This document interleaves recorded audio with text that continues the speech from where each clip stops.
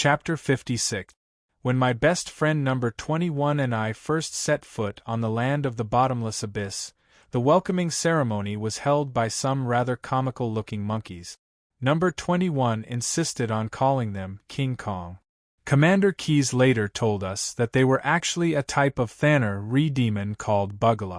Just as I finished setting up the prototype robot and prepared to deal with the demon army that was about to swarm us, a voice suddenly rang out. A strange-looking undead creature has appeared in my scope. Report of the Bloody Battle of Riknaz Front Line, Arbus Volume, Chapter 11. After defeating the attack of the Bugala demons, Keyes stood on the walls of his airdropped fortress and waited for more demons to arrive. All the mercenaries in the fortress, even the reserve teams arranged to wait in ambush in the cave, were on high alert, ready to attack at any time. According to Brew's arrangements, there were veterans in each squad who had participated in the battle in Avernus. These veterans naturally told the newcomers about the grim situation of the battle with the devils. Every archer was checking their crossbows and arrows. Every warrior tied the leather straps on their armor again and again, repeatedly making sure that the weapons in their hands were sharp and sturdy enough. Anyone who had the ability to cast spells, be it mages, warlocks, priests, druids, forest rangers, etc., were all silently reciting the incantations that they had prepared beforehand, seizing every moment to revise. It was busy and tense, yet orderly. The one who broke the silence before the great battle was a strange undead creature with 3 ape heads and 6 arms. Xiaolong, no, Commander, may I ask if you are the 3rd child in your family? The mechanical warrior, who had been silent since the start of the battle, moved closer to Keyes and asked softly. First, all the blue dragon hatched in the same batch were born at the same time, so there was no sibling ranking. Second, the place where I was born was very far from the sea, and there was no place called Chuntang Pass nearby. Keyes answered without turning his head. That's good, Although the 3 ogre brothers and Riknaz still couldn't understand these words, they were happy to see that someone finally caught up with number 21's strange thought process. It could be said that it was an integrated circuit. The guards on the periphery didn't know what the higher-ups of the fortress were thinking at this moment. They were still very careful when dealing with undead creatures standing outside the shooting range. Perhaps this strange undead creature was some kind of rare demon. Old Bull, be careful later. I heard from the people above that this place is actually the lair of a worm-like demon. That fellow is obviously not. As the vanguard, Broom-Browse Dalton and his brothers were arranged to wait in the cave. Due to his excellent eyesight, he had already seen what the enemy looked like through the observation holes on the city walls. Thus, he carefully reminded the Tauren beside him, who was the leader of the assault team. After a few days of contact, Dalton knew that this boar was too impulsive. I already know. The Tauren replied smoothly on the surface. At this moment, the undead creature with 3 heads and 6 arms was standing alone outside the shooting range of the fortress's crossbow. If they didn't use cannons or spellcasters, the defenders would have no way to effectively attack it from such a long distance. This was the half-undead, half-demon creature that Lich Snade had casually created by injecting the souls of several Bugala demons into the bodies of skeleton soldiers. Although it had the skulls of 3 ape demons, it didn't have much intelligence in essence. The reason why it could stay, shrewdly, outside the long-range attack range was that there was an evil drow manipulating its actions behind the scenes. The war between the drow was usually similar to a ritualistic religious activity. When the war started, there would be voluntary or involuntary elite warriors who would demonstrate in front of the enemy's formation and attract their attention. The real war began when the masters of martial arts who obeyed the command of the drow stabbed the enemy's throat from the darkness with daggers, and when the slave army quietly surrounded and launched a sudden attack from all corners. Even after becoming a lich, Snade was still used to following the fine traditions of his original race. When the defenders saw the undead with 3 heads and 6 arms charging, the real enemy appeared from the ground and the sky at the same time that they didn't pay attention to. A large area of the ground between the third and second layer of defense walls suddenly collapsed, and a large number of undead creatures and Tana re-demons formed a huge hole in the ground. In the sky, the Vrox and a large number of gargoyles gathered above the fortress under the cover of the sulfuric acid clouds from the volcanic eruption. After the ground attack began, they immediately folded their wings and quickly cut into the battlefield from the sky at an angle that was close to perpendicular to the ground. A pincer attack from above and below, a three-dimensional attack, was the tactic that the drows who lived in the caves of the Underdark were used to. During the construction of the fortress' defensive position, considering the possibility of being attacked from underground, the spellcaster troops were specially mobilized to use mud to rock and other spells to reinforce the foundation. However, due to the problem of construction time, the construction between the second and third layer of the defensive circle had not been completed, so the attack from underground broke out here. Archers prioritize attacking the targets in the air. Cannons guard against other demon armies that may appear outside the fortress. As the commander of the fortress, Keyes promptly adjusted the battle arrangements. The aerial attacks initially caused a lot of trouble for the defenders on the ground, but as the barbed crossbowmen's foot crossbows began to rain arrows on the Vrox and gargoyles, the Vrox and gargoyles either hurriedly flew to higher ground to avoid the attacks or landed to fight the defenders on the ground. Broombrows still maintained his cautious battle style. Although he fought with all his might after killing his way out of the cave, he didn't take the initiative to leap out of the formation. On the other hand, the other vanguards, especially the Tauren captain whom he rarely reminded out of kindness, were mostly in a killing frenzy. After twisting off the head of a zombie or something else that pounced on him, Dalton glanced at the Tauren who was wrestling with the strange undead creature with 3 heads and 6 arms. "I'm afraid that after this battle, we'll have to change captains again.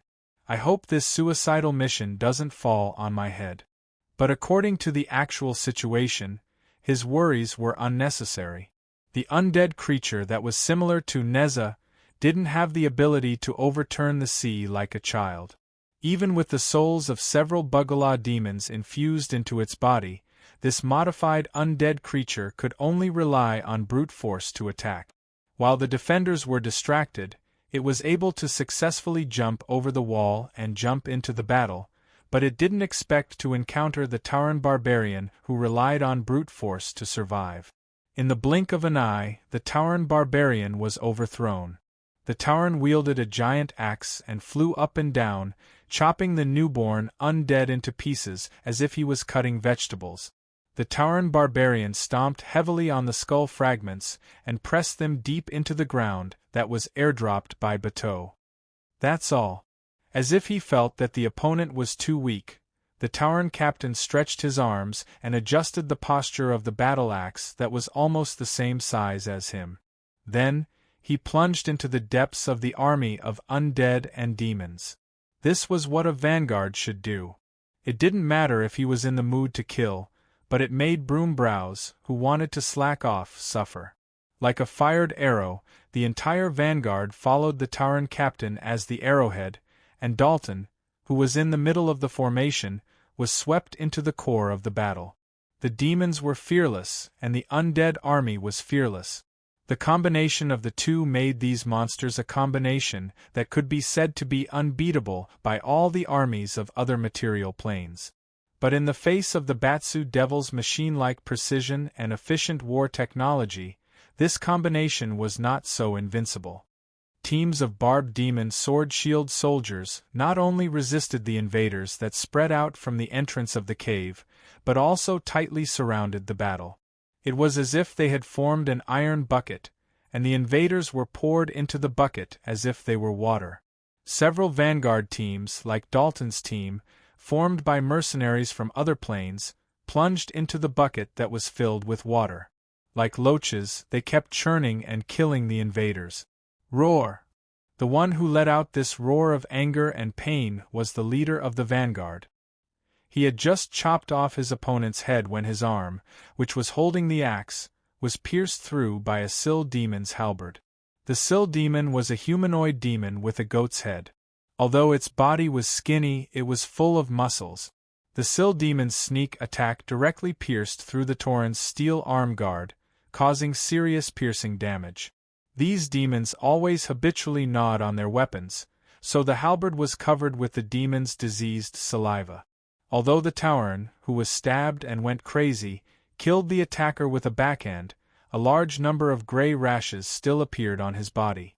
"Be careful," Dalton loudly reminded the surrounding soldiers to not get close to the vanguard captain who might be infected with the disease.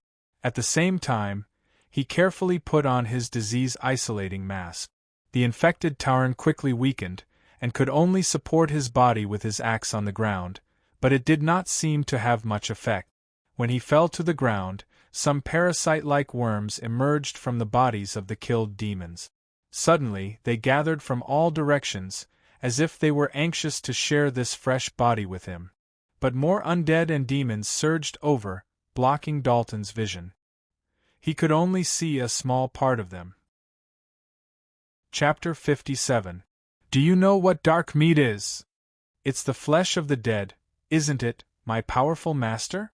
The gargoyle butler of Lich Snade stood at the side, looking straight ahead at the ritual array that his master was preparing. However, his ears were constantly listening to the conversation between his master and the newly summoned Quasit. To him, this Quasit was a threat, a guy who might threaten his position as a butler.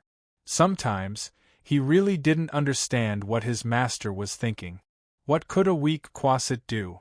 How could such a weak guy, who didn't seem like a demon, help a powerful lich who could easily beat up most spellcasters? That kind of trash was only needed by rookies who had just started to learn magic. Even a slightly more outstanding apprentice would have a better choice. 100 words are better than a single silence. This was a necessary quality to be a butler of a lich. Those who talked too much in front of the lich master wouldn't live long. The gargoyle butler cursed viciously in his heart, but his ears didn't stop for a moment. It seems that you are quite knowledgeable. As a demon of Tannery, this is rare, the lich said casually as he flipped through the spellbook. Thank you for your compliment. To serve a wise and powerful spellcaster like you, this is a must. Ha ha, said the Quasit cautiously. After folding his spellbook, Lich Snade walked to the front of the ritual circle and checked all the runes and materials. Not far away, there was a huge hole exposed on the surface of the ground. Under the supervision of the Lich's living armor construct bodyguards, hundreds of undead creatures were continuously transporting the severed limbs of various creatures out of the hole and piling them up at the designated location of the ritual array. The source of these severed limbs were mostly the soldiers from the material plane who were attacked by the demon and undead army in the distance. The rest were the remains of some demons and low-level demons after being killed. These were all experimental materials that the Lich was about to use. Do you still remember the dark meat that I mentioned just now? The Lich asked the small magic pet hovering behind him without turning his head. Of course, my powerful master. Those things are the materials for your secret weapon, right? The Quasit had learned some knowledge about spellcasting from its former masters who had been lured into the abyss by it, so it wanted to show off its worth in front of this terrifying lich. What a smart little guy. He is indeed a secret weapon, a very powerful one. Snade seemed to be in a good mood. Liches were experts in creating all kinds of undead creatures. The magic circle in front of them was a heart-shaped magic circle that Snade had created after combining the secret magic of creating Soul Catcher and Grave Demon. The Soul Catcher's ability was to absorb other people's souls and imprison them in its own body. The evil secret technique used to create it required absorbing a large amount of souls. The Grave Corpse Demon's innate ability was to take the bodies of other creatures and mix them into its bloated body made of filthy soil and various corpses. Creating it required a large amount of dark flesh. The demons in the lower world, whether it was the Thanner Re-Demon or the Batsu Devil, had the same flesh and soul. Therefore, their dead bodies could meet the requirements for creating the soul catcher. As for the grave corpse demon, a monster that required a large amount of fresh dead bodies and not souls to be created, most of the time, it could only be found in the material plane. Fortunately, there were a large number of mercenaries from the material plane in the demonic fortress. After they died in battle, they became the best source of precious materials that Lich Sneyd could not obtain when he was trapped in this level of the abyss. However, to create these two types of undead creatures, a special guide was needed before the ritual began. An evil and helpless creature was needed as a primer to awaken the monsters. Poof! The bodyguard under Sneyd's control, who was wearing horror armor, directly pulled out his sword and stabbed the Quasit in the heart after supervising the undead creatures in the magic circle. For the secret weapon, ha ha! What creature was more evil than a demon? What demon was weaker than a Quasit? This newly summoned pet was the best primer for the ritual. When everything was ready, the Lich ignored the Quasit who was still alive, begging for mercy or cursing. He stabbed the sword with the evil pet into the center of the magic circle. The ritual began. At this moment, all the undead creatures with a bit of intelligence were trying their best to stay away from this extremely evil ritual circle. However, the initiator of this evil, Lich Sneyd, was standing straight in the center of the circle like an old monk in meditation. He silently endured the pain caused by the magic circle's double deprivation of body and soul. Even the body of a lich that did not feel pain was not immune to this kind of pain. The 3452nd experiment. The lich muttered in his heart.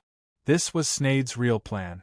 He wanted to use this method of depriving the soul and body to get rid of the parasitic acid mistworms in his body. No, it was the maggots that were born from the flesh of the demon Lord Worm Tyrant. The Lich's immortality came from his phylactery.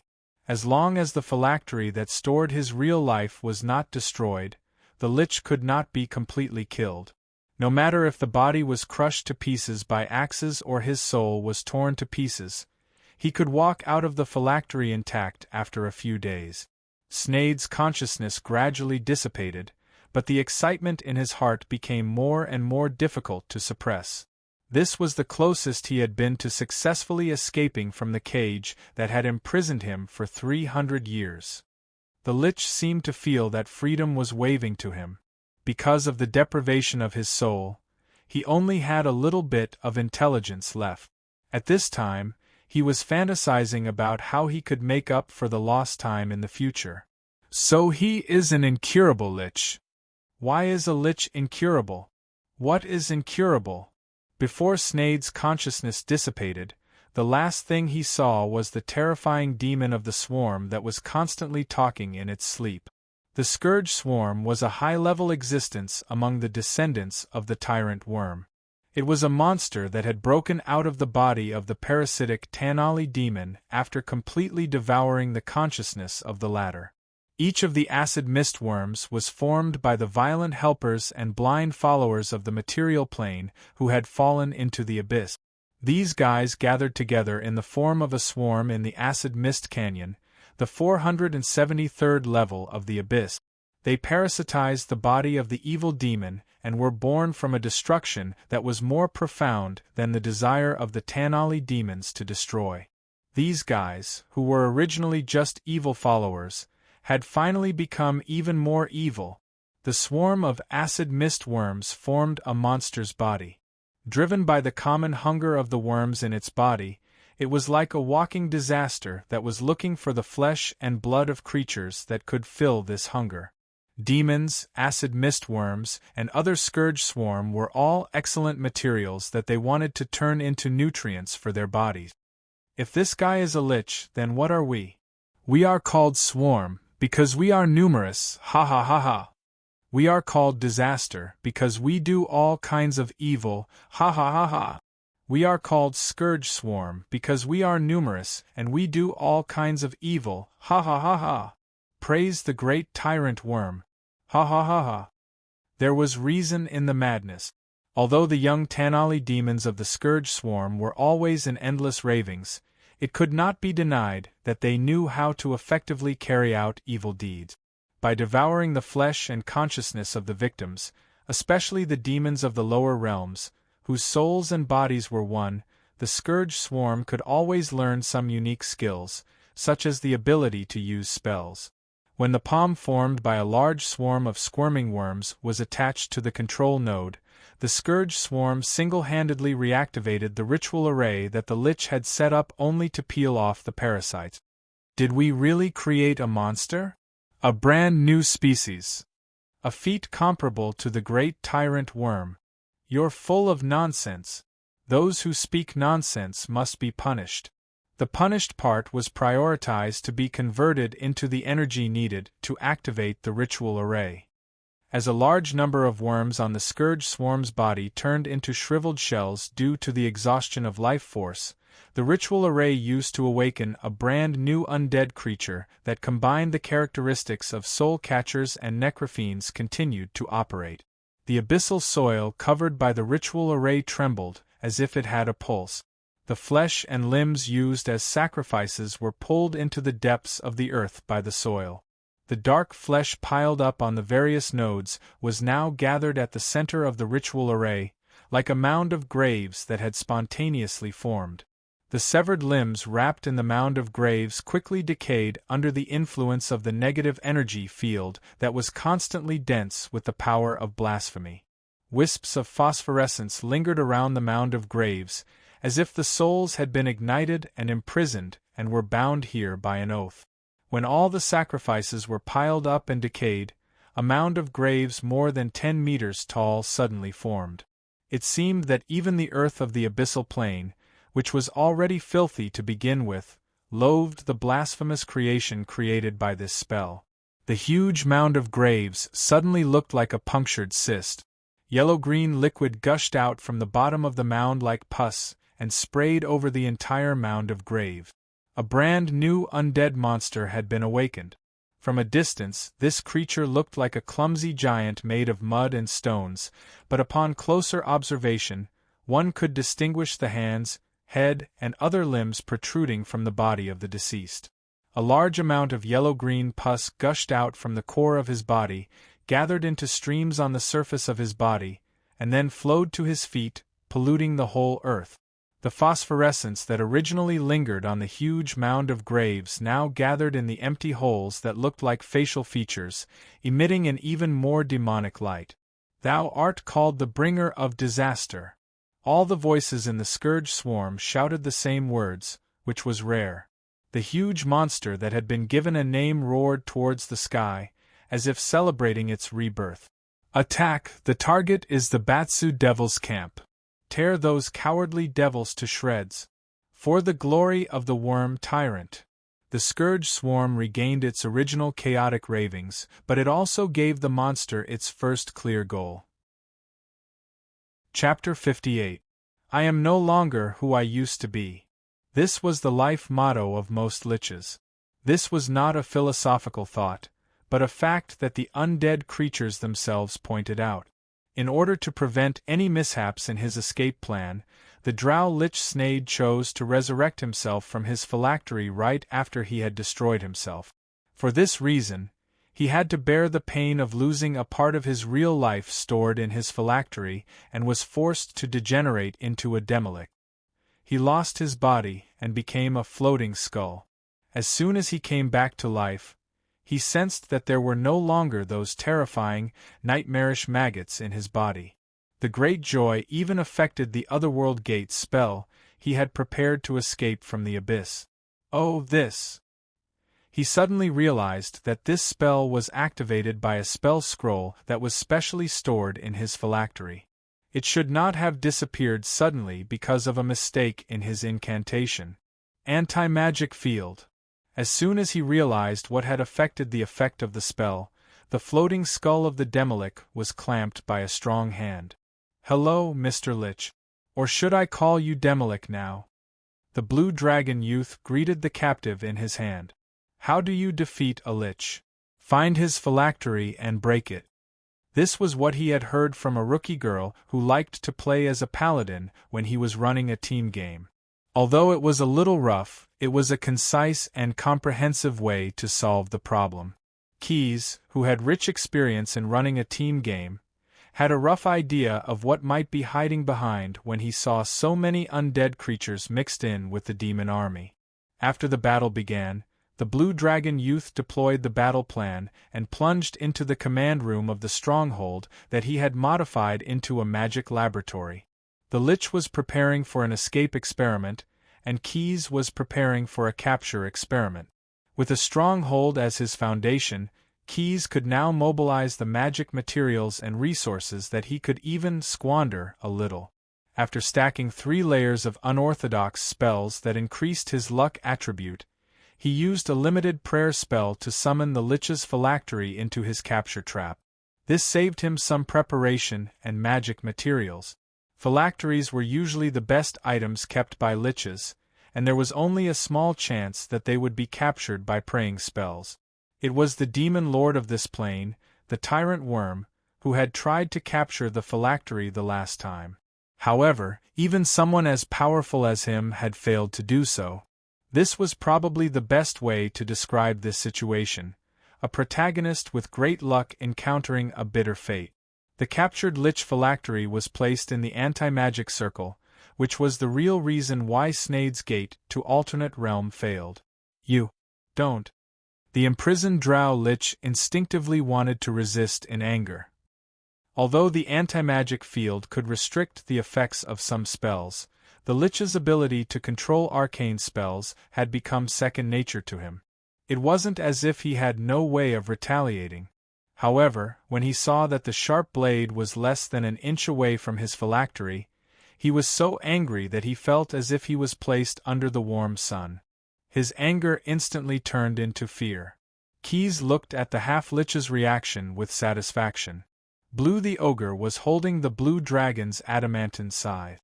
If the Lich showed any signs of resistance, he wouldn't hesitate to smash the phylactery into pieces. Now we can talk, Mr. Half-Lich.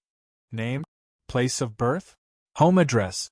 Snade, whose life was threatened, chose to compromise. After carefully answering the question raised by the despicable human in front of him, he tried to tempt him. Young man, I have to say that you're well prepared. In this situation, even a Lich can't do anything. But you must have a request, right? How about the powerful spell information? I can give you the spellbook. Or do you want a ransom? As an old man with thousands of years of collection, you have to believe that I have some wealth. We can make a deal. A deal, that's right. But if you still mix in some spells when you speak, my friend will definitely make you regret it. After receiving the hint, the clever Blue immediately understood Keyes' intention. He immediately stabbed the sharp blade into Snade's phylactery. No. Because his phylactery was damaged, Snade felt a terrible pain that was worse than death by 1,000 cuts. He hurriedly begged. This is the right attitude to make a deal. Keyes took out a contract made with the skin of an underworld demon. This was what he obtained from the real Yuggro's magic merchant's clearance. Although he lost a lot of soul prism, as long as he used it properly, he would be able to recoup the cost. He didn't expect to use it so quickly. Let's sign a labor contract. Keyes slowly showed the scroll to the half-Lich. 100 years of labor in exchange for freedom, it's worth it. I want to see the contents of the contract. Blue, I'll sign it. Under Quest's manual persuasion, Lich Snade had no choice but to sign his secret imprint on the contract. Originally, he wanted to tamper with the secret imprint, but in the end, he helplessly discovered that the damn contract had an anti-counterfeiting function. Only the heavens knew where this damned brat had obtained such a high-level magical creation. Mr. Half-Lich Snade, it turns out that you used to be a drow from the world of Toriel. Nice to meet you. Looking at the secret imprint on the contract, Keyes was satisfied and carefully put it away. Now let's perform your first service. That undead monster should be created by you, right? Brew and his new subordinates walked out of the gate of the fortress command center. On the platform at the gate, Quest pointed at a giant monster that was 100 feet tall that could be seen from miles away. It's the final product of my experiment, but I didn't complete it. Sneyd, who had turned into a half-lich, suddenly remembered that when his original lich body was disintegrated by the ritual, the evil monster that appeared in his unclear memory was probably him who continued the ritual that he had stopped. Even though he had turned into a half-lich, his reasoning and analysis ability did not disappear. However, Sneyd's speculation was wrong. It was not him, but them. Just like the ancient Greek philosophers on Earth asserted that self-consciousness is just an illusion of continuity, this sentence simply summed up the behavior of the new Tana demons like the Scourge Swarm in one word. Freedom! Freedom! How many sins have been committed in the name of thee? The road to conquest is paved with the wreckage of the innocent. In the 50 years of life, there is no one who doesn't kill. All sorts of ravings came out of the wriggling bodies of the cataclysmic worms.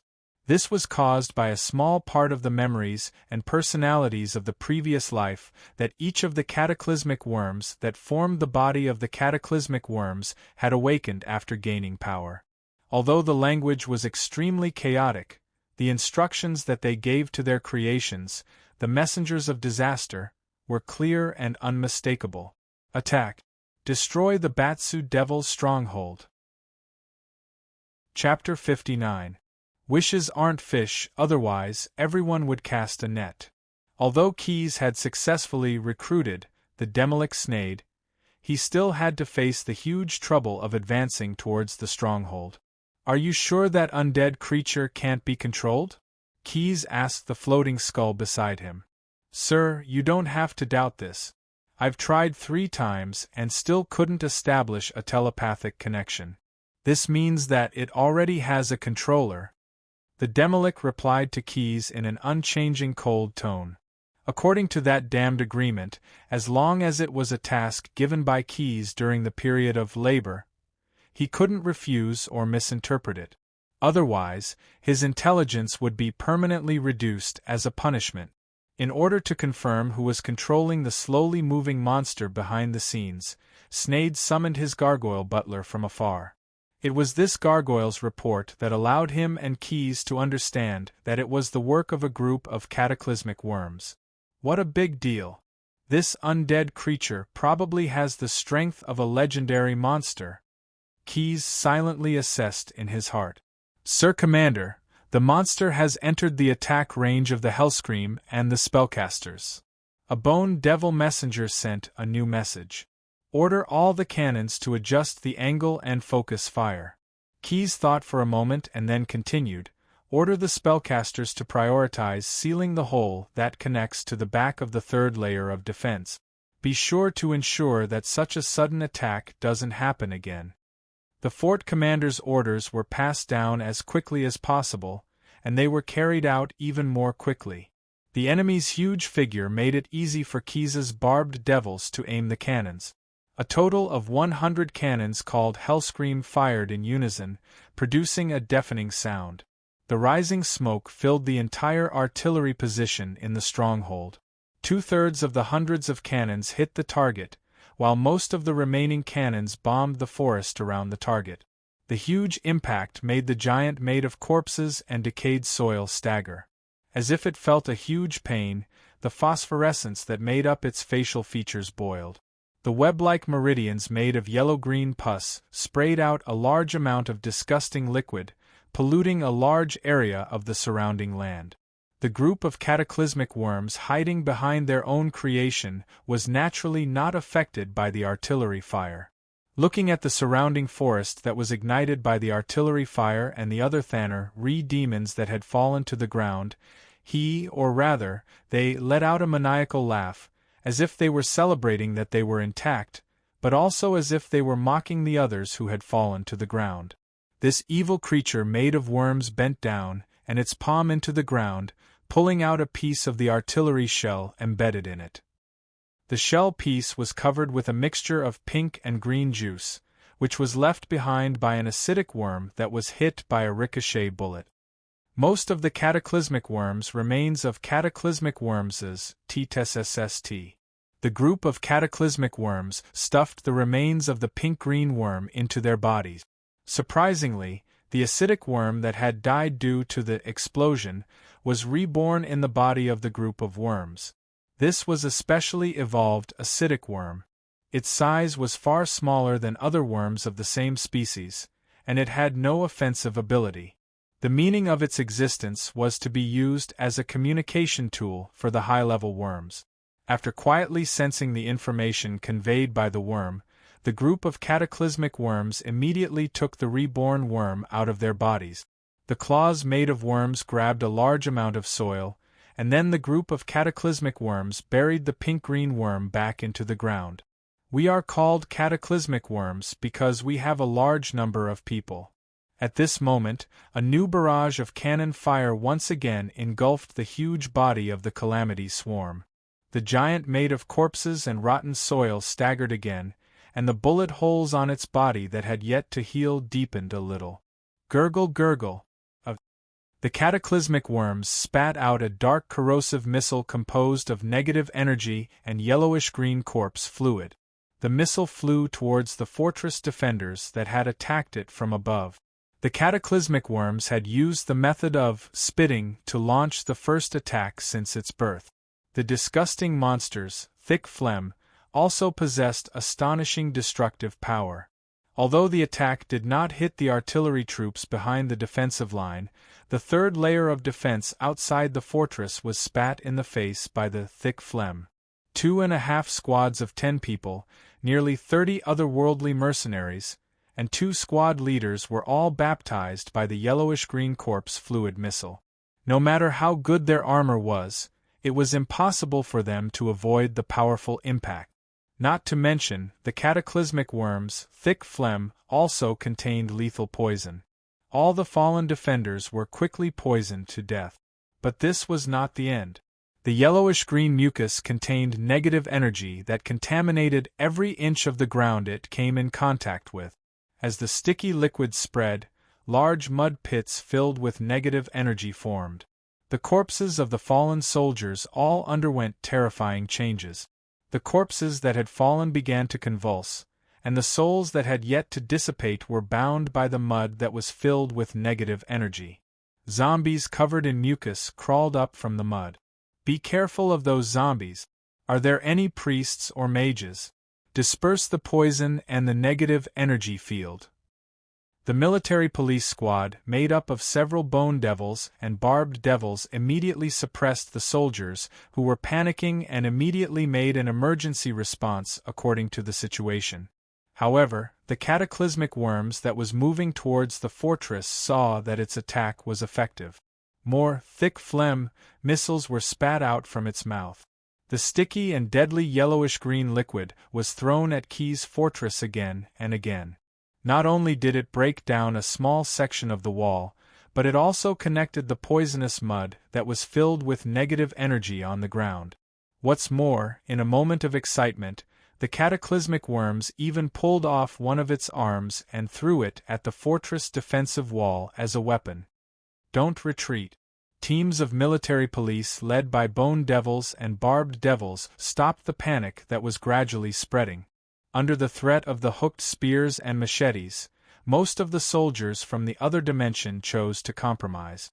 The scattered soldiers were cleaned up by these military police squads on the spot. Even if they were infected by negative energy, it would be difficult for them to turn into undead creatures. Mr. Ricknaz, how's your observation record?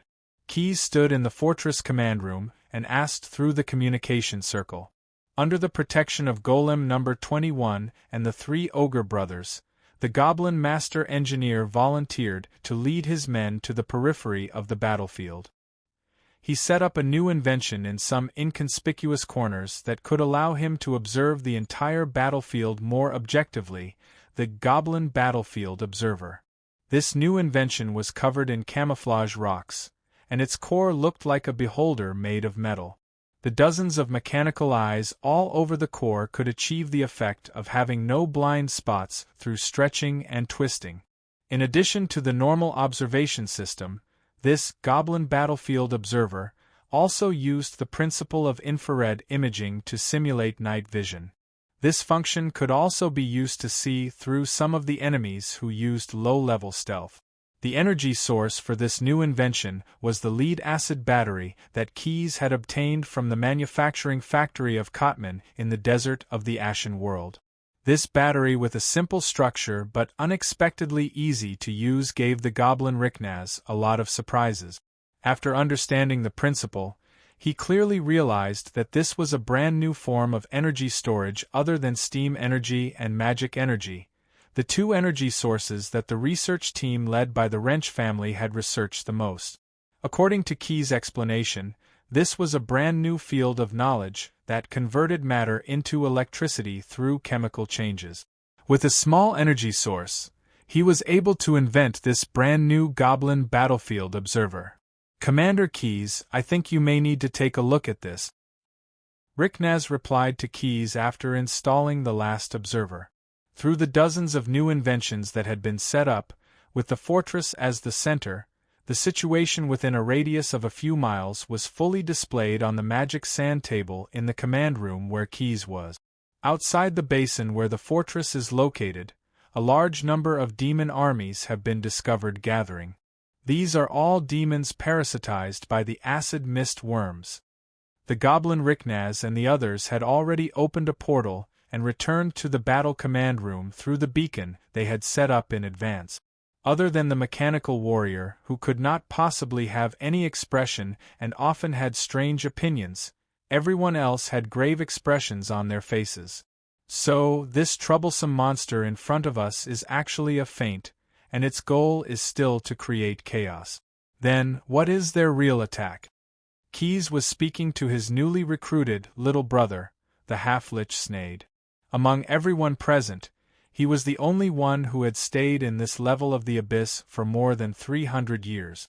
The half-lich looked at the huge demon army that was about to gather on the magic sand table and said in a cold tone, "The Worm Gate. It must be the Worm Gate. I will open the Worm Gate for thee. All troops attack." The swarm of catastrophes that had been standing behind the gigantic disaster emissary were now standing on top of the monster's head.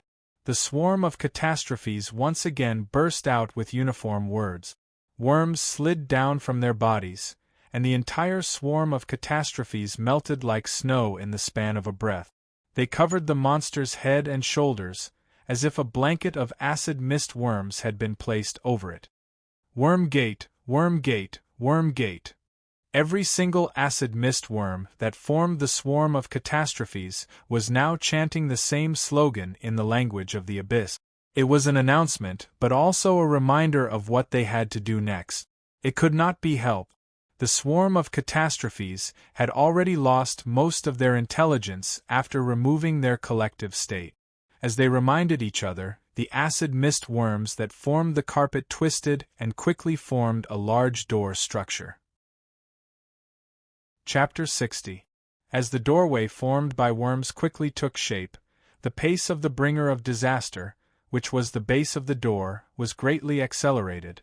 This giant made of corpses and decayed soil dragged its huge feet that were constantly dripping with dark green mucus as it charged straight towards the Batsu Devil's fortress that was bombarded by the cannons. In the fortress command room, through the Goblin Observer node that the Goblin Ricknaz had set up, the surrounding enemy situation was clearly displayed on the sand table in front of Keyes and the others. The situation was not optimistic. Mr. Keyes, according to the current situation, the demon army around the basin will move to the vicinity of the fortress in at most 2 hourglasses. As he remotely controlled the observer, Ricknaz summarized the situation in a concise manner. "Boy, I don't know what you're relying on, but based on the current situation, your Camp Batsu can't resist the attack of so many demons." The Demolic Snade's remaining head floated on the sand table. In order to prove that what he said was true, he continued to add, "What's more, although you have a certain number of troops here, Most of them are mercenaries from the material plane. There aren't many intermediate and advanced demon soldiers. The higher-ups of the Batsu Devil have obviously abandoned you. Your best choice is to let me use the gate between worlds.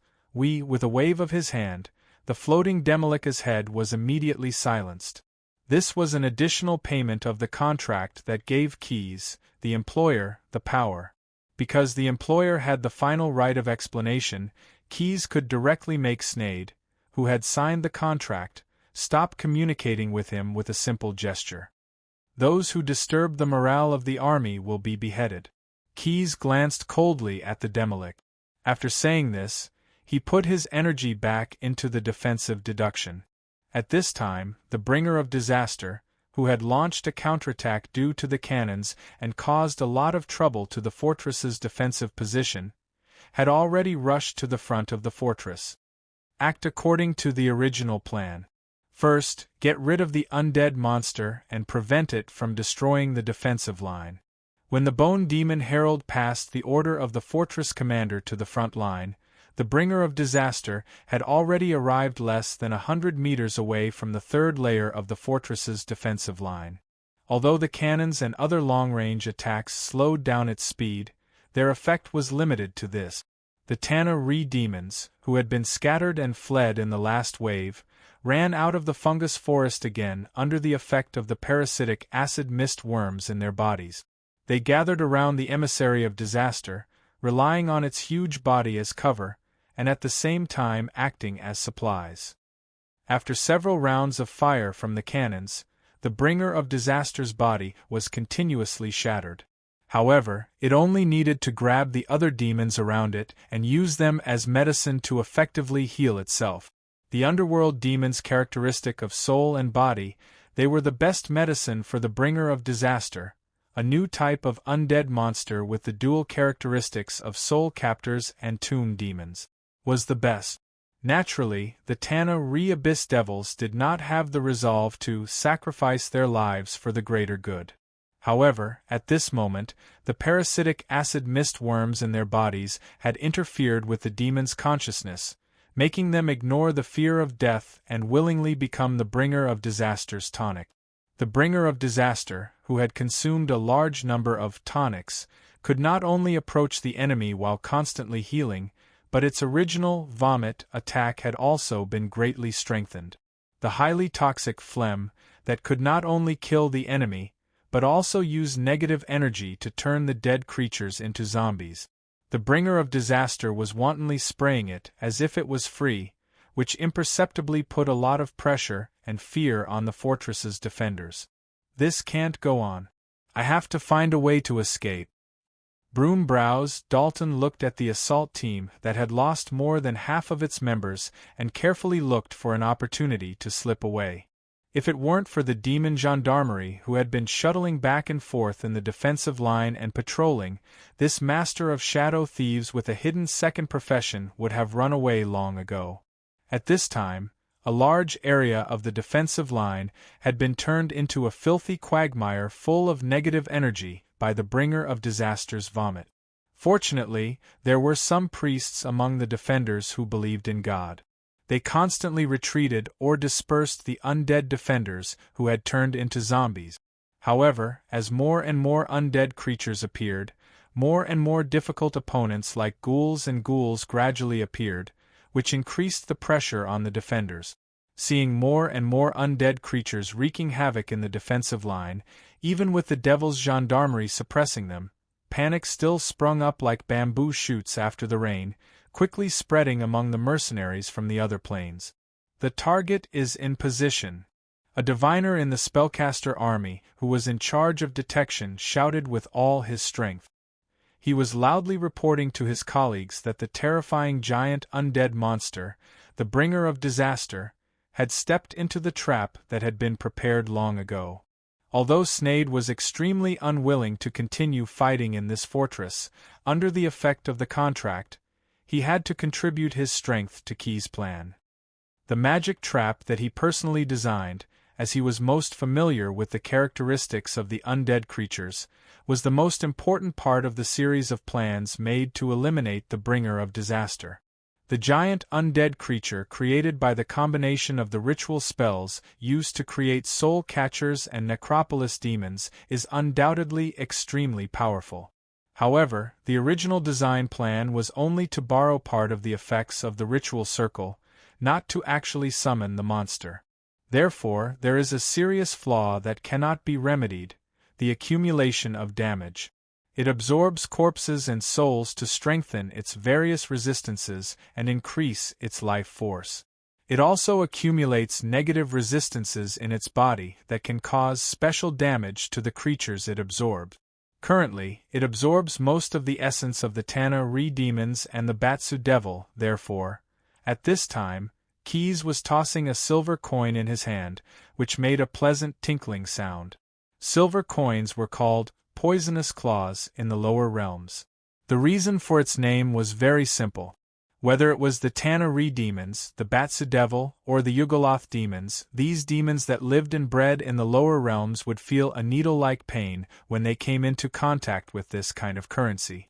If mortals held silver-plated weapons in their hands, they would often have an unexpected advantage when fighting these demons. Silver-plated weapons had a natural effect of increasing the damage done to the demons.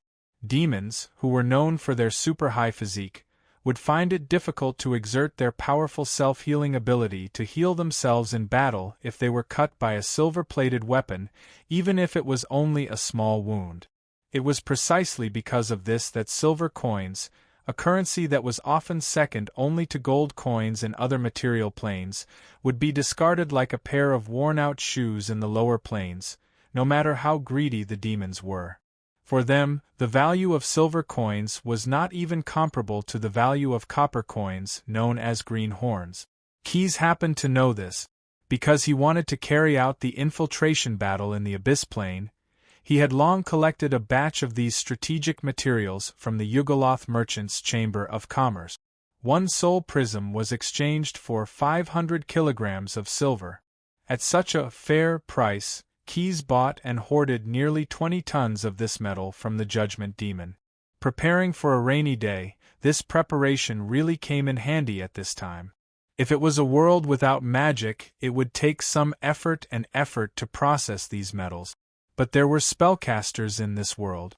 With the help of the spellcasters in the fortress, a level 4 transformation spell, Garusto's Metal Dissolution, solved the problem. Under the effect of the spell, the silver ingot first turned into a liquid state, and then weaved into a connected silver net according to the will of the spellcaster.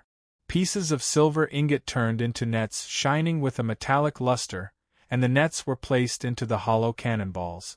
Just as the Apostle of Calamity stepped into the large-scale undead creature dispelling magic circle set up by the demonic Snade himself, it frantically tried to escape from the trap that weakened its body and reduced its mobility. The cannons loaded with new ammunition began to bombard it indiscriminately. The silver bullets hit the body of the Calamity Apostle and exploded in all directions. The net made of pure silver was instantly embedded in the monster's huge body. Pain, excruciating pain, the pain that drove the Apostle of Disaster insane, instantly filled its already unclear mind, if it even had one. The damage caused by the silver net was 100 times more serious than the previous cannonballs. Just as Snade had expected, after the Calamity Apostle absorbed a large number of bodies and souls of the lower realm creatures, its resistance to the negative effects of silver had accumulated to an extremely high level. The Calamity Apostle was covered by the silver bullets. Under the nourishment of the flesh and souls of the Thanner Re-demons, its body that had become more solid became riddled with holes. The flesh and blood covered by the remnants of the earth quickly withered and lost its vitality. The deadly silver net was deeply embedded in its body with the cannonballs. Every time it tried to dig out or squeeze out through the flesh and blood of the body, it would take away a large part of the connected body. The efforts to use the yellow-green sticky corpses that constantly exuded a blasphemous aura to annihilate and corrode the silver net in the body were offset by more and more intensive bombardment. Those responsible for firing the cannonballs were some barbed demons. Even through the shell of the cannonballs, they would be affected by the silver net loaded inside. Therefore, these demons desperately increased the firing frequency, wanting to send these uncomfortable cannonballs to the enemy as quickly as possible. If the Calamity Apostle, a newborn undead monster, had the ability to think, it would have tasted an emotion called despair at this moment. As more and more silver net cannonballs were embedded, its originally huge body was shrinking at a speed visible to the naked eye. Snade's trap originally only made it feel some shackles, but the subsequent bombardment of silver bullets made it unable to struggle at all. Even if there were many Thanner re-demons around it providing supplements, the increase in the negative effects brought by each demon increased the damage caused by the silver net by several times. A powerful undead monster that had just been born and had evolved to the legendary realm was actually knocked down by less than 2 tons of silver. It was really unbelievable, but it was also reasonable. So, no matter how powerful the monster is, it can't withstand the players who can buy money. War is really about money. In Keys's battle command room, the mechanical warrior standing next to the goblin Renaz summed it up with the strange words it was good at. Chapter 61. As the Harbinger of Disaster was smashed to death by Keys's silver bullet attack, outside the fortress walls, the mission given by the Harbinger of Disaster was ultimately aborted. The Harbinger of Disaster's original plan was to use this giant made of rotten soil and corpses to break through the defenses of Keys' fortress. They would then open the worm gate inside the defensive position and cooperate with the already assembled demon army to form a pincer attack. With the fall of the Harbinger of Disaster, the worm gate was forced to close, and the worms that formed the huge portico once again disintegrated and reformed in the form of the Harbinger of Disaster. This guy is the Harbinger of Disaster? A construct armor standing in the distance, which was originally advancing with the Harbinger of Disaster's attack, suddenly asked this question near the newly reformed Harbinger of Disaster. The horrifying armor was a high-level construct, and its cost far exceeded that of ordinary activated constructs. These activated constructs were different from the golems. They were not extremely sturdy bodies made of materials such as clay or steel. They looked more like gorgeous armors that could move freely. The empty parts inside the armor were carved with ritual circles or directly instilled with magic power by the creator, which usually made the armor immune to 4 specific spells or some spell-like abilities. Anyone who thought that the horrifying armor was fragile because of this would certainly find that they were so wrong after they started to use it. Not only did the horrifying armor have physical strength close to that of high-level golems, but some well-made creations could also understand the commands of their creators and flexibly use their unique spell-like abilities to fight. As long as the owner of the horrifying armor held the core amulet, they could easily control the actions of the activated constructs. Therefore, they were always treated as personal bodyguards by spellcasters who were proficient in various arcane skills, but were physically weak and inactive. At this time, the amulet of the horrifying armor bodyguard was in the hands of its new employer, Keys. This was also one of the reasonable explanations of the contract. The contractor had to cooperate with the employer's service requirements in many ways, such as temporarily lending some unnecessary personal items. "Who art thou? What the hell are you?" That lich from before. The Harbinger of Disaster used different words to respond to the words that came out of the horrifying armor. At the same time, a slime ball with the diameter of an adult's height responded. Double entendre was their usual trick. The slime magic ball would quickly solidify once it touched the body. If the gaps of the armor were filled with the slime, it was very likely that the user's mobility would be restricted. However, playing tricks while speaking wasn't a technique unique to the Calamity Bugs. As soon as the slime magic ball touched the armor of terror, the latter's body burst like a soap bubble. Greater Mirror Image was an illusion-type spell that could perfectly imitate the speech and actions of the caster. It could even deceive some creatures that had the eye of truth. Realizing that they had been tricked, the cataclysmic bugs instinctively dodged any possible attack. But how could the enemy, who had already seized the opportunity, let them do as they wished? A long sword with sawtooth pierced through the void, deeply embedding itself into the body of the worms. The calamity bugs wanted to mock the attack that was supposed to be ineffective against them because of their special bodies. But before he could say anything, he was quickly silenced by the effects of the spell. A large amount of amber slime spurted out from the weight of the sawtooth sword and quickly covered the wriggling bodies of the calamity bugs. Under the effect of the spell attached to the sword, the calamity bugs' many attempts to take the sword out were all in vain. After being trapped in the acid fog canyon for 300 years, the former lich, who was now a demolic, Sneyd, was very familiar with the worms of this plane. Whether it was because of the necessity of studying a way to escape or simply because of his hatred for the worms, he invented some spells that specifically targeted the acid fog worms. Sneyd's worm specimen-making spell was one of them. As a special spell to deal with the calamity bugs, the evolved form of the acid fog worms, in addition to the two effects of species-targeted strong immobilization and wax amber seal, this spell also filled the internal gaps of the calamity bugs with highly concentrated fluid. A large amount of water was extracted from the calamity bugs, and the fluid dyed the wax amber with a dark green color. The terrifying armor that caused all this, or rather, the person behind the armor, held the sawtooth sword handle that had been sprayed clean and pulled it away from the calamity bugs that had been made into specimens by the spell. It seems that I still underestimated this monster. Sneyd, the effect of your specimen-catching spell is still not satisfactory. The terrifying armor imitated every word and action of the current controller, even the movement of turning its head was imitated to perfection.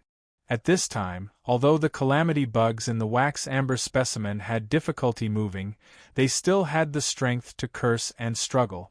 As if it had received an answer, the helmet nodded slightly a few times and then took out other means as a follow-up. Withering needle of imprisonment. The terrifying armor took off an inconspicuous long nail from the armor and filled the gap left by the sawtooth sword in the specimen's wax seal. The long nail fit perfectly into the calamity swarm, and the enchantment effect took effect instantly. A wave of energy formed by the power of exhaustion eliminated the remaining power of the calamity swarm. Even the spell-like means that they had secretly prepared were dispelled by the deep exhaustion. A pincer attack from both the inside and the outside. The original plan of the cataclysm swarm had been realized in another form. At this time, a team of Batsu Devil, composed entirely of bone demons, teleported to the calamity bug specimen. This kind of high-level demon that was like an acid mistworm, whether it was for his own research or to later hand it over to the Batsu Devil bureaucracy that had an extremely long and hard-to-remember name in exchange for rewards, it was a very good choice. Therefore, he could not just leave it here and waste it. The lucky ones died right away, while the unlucky ones were half dead.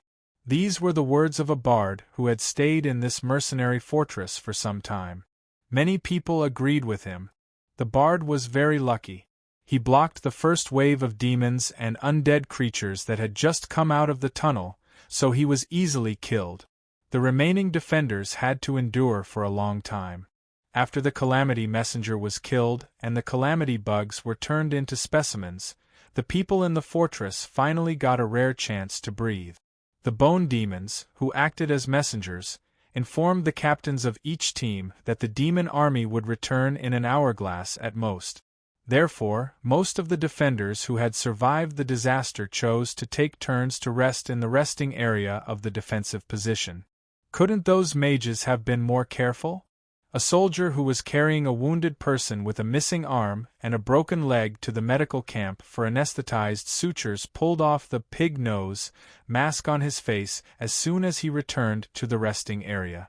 the half-covering mask that the sorcerers and the craftsmen hurriedly made before the battle to protect themselves from the pungent acid fog in the dimension of Acid Fog Canyon, was pinching his nose so hard that it hurt. The soldier couldn't help but grumble. Broom Eyebrows, who was leaning against the wall, could not help but sneer when he heard the soldier's complaint. "You're still being picky in the devil's camp?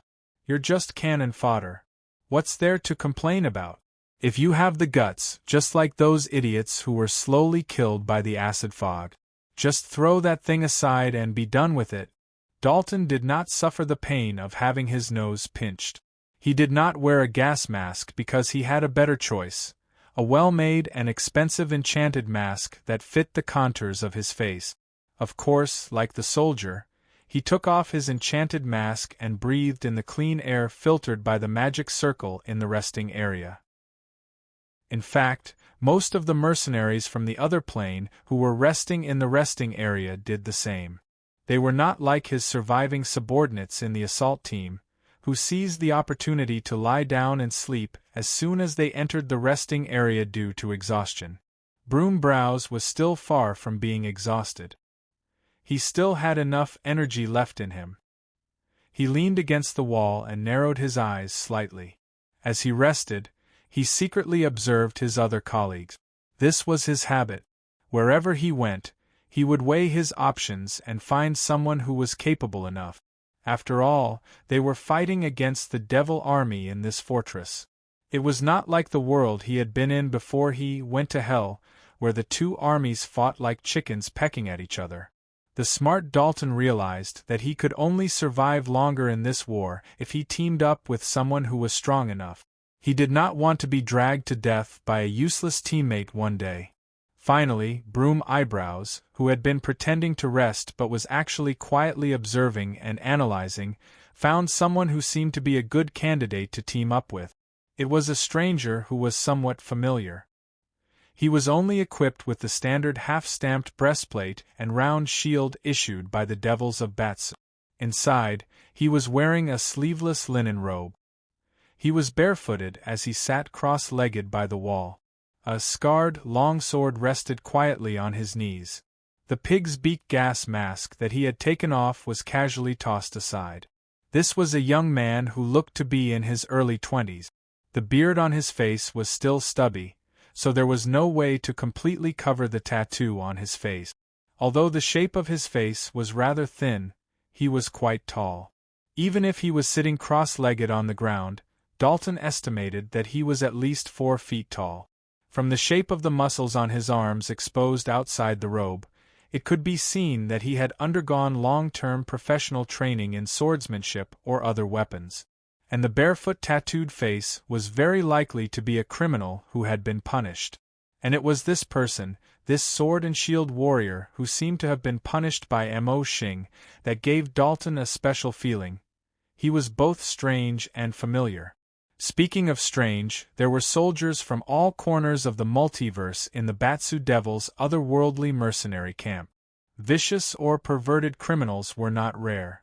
Including the Knoll priest who was killed by Dalton, he had seen all kinds of scum. Even if he just sniffed with his nose, he could recognize the unique smell of those guys. But this young man was different. Although his bright eyes reflected the light of pain and confusion from time to time, a knowledgeable old man like Dalton could still see the conscience and mercy hidden in them. Speaking of familiarity, the sword and shield warrior's eyes were so familiar. Helplessness, depression, puzzlement, all kinds of emotions suppressed his conscience and nature. He was always in self-doubt and always wanted to find a way to spiritual relief. This appearance reminded Dalton of a person he was very familiar with. He really looks like that kid. Maybe he's also a sacred samurai. Well, it seems that he's only a former sacred samurai. Chapter 62. The person whom Dalton was very familiar with was his son. The son of a saint samurai who chose to serve God and embarked on the path of exemplary example, but his father was a mafia boss and a master of shadow thieves who was friends with violence and companions with shadows. This combination was really a bit out of place. This was also one of Dalton's secrets. Any gang member who wanted to inquire about this secret had their necks broken by his own hand. He's so similar to that idiot, perhaps because his thoughts drifted too far away, the always cautious broom eyebrows, focused on the barefoot warrior with tattoos on his face for too long. As a result, he was felt by the warrior. A calm and determined gaze was cast over. Dalton did not avoid it. He just showed a self-mocking smile, and then turned his eyes back to the others. Originally, this name was followed by the word fan, to replace the surname and to show that he was a saint samurai who worshipped God. But after his title as a saint samurai was taken away due to his conviction, even if he still listened to God's teachings devoutly and did not lose any power from his faith, he could only use the ordinary name of Jason to introduce himself to others. The reason for his conviction was that he murdered a viscount, because he saw this noble who swore allegiance to the king wantonly bullying an orphan girl. He drew his sword and killed him in a fit of anger. As a saint samurai who worshipped the god of justice and law, he violated the law by murdering the viscount. After being stripped of his title as a saint samurai, he was imprisoned in the king's prison. The reality was so ironic, but the more ironic fact was that even though he was already in prison, there were still people who wanted to send him to hell. As compensation for his life, after being sentenced to imprisonment, Jason automatically became a slave of the Viscount's family. He needed to use a lifetime of service to make up for his mistake. This agreement was written by the chief judge who also worshipped the god of law. After being signed by Jason, it automatically came into effect. But it was this agreement that caused his road of atonement to start in hell mode from the beginning. The Viscount, who was tragically killed by Jason, had signed other contracts with the demons of the lower world. When the contract demons belonging to the Batsu people came to collect debts, the Viscount's family did not hesitate to use Jason's service agreement as collateral and handed it over to the demons. After all, sending a saint samurai to hell, even a former saint samurai, was worth a lot of money. Because of this, the Viscount family easily paid off their debt, and the ordinary Jensen walked into an extraordinary bloody battlefield. It was a pair of eyes that were observing the young paladin. The owner of the gaze realized that he had been discovered, and a faint smile appeared on his face. Before Jason could respond, the horn to assemble instantly woke up all the soldiers who were enjoying a nap in the lounge. The demons have appeared again, as Jason muttered to himself. Most of the soldiers quickly put on their pig nose gas masks, tightened their armors, picked up their weapons, and ran back to their respective positions. In the command room of the fortress, Keyes looked at the imprisoned living specimen of the Calamity Swarm and focused his attention on the magic sandbox in the hall. Commander Keyes, the deployment work has been completed. I have personally confirmed all the links. Ricknaz once again walked into the command room. Under the lead of Keyes, this goblin noble who originally only had the task of observing and learning, was deeply involved in this war. After completing the Goblin Observer arrangement, he continued to carry out the arrangements of the young blue dragon. Thank you for your support, Your Excellency. Keyes nodded and pointed at the sandbox with a solemn expression as he said to his companions, according to the information transmitted from the observer node, the number of demons we are about to face will definitely exceed any of the previous battles, and even more than all the demons we have faced before combined. Even if we plan for the best, the fall of the fortress is only a matter of time, and it is very likely that everyone present will personally participate in this battle. Everyone, only by helping each other and working together can we achieve our original goal, to leave this war alive. There was a saying in the art of war: encircle with 10, attack with 5, and fight with double.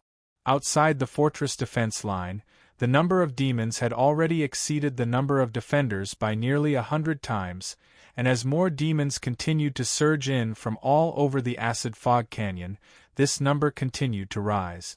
Not only was the fortress commanded by Keyes facing the pressure of the army, but the other 99 airdrop camps of the 9 prisons of Bader that were teleported to this level of the abyss were also facing tremendous pressure.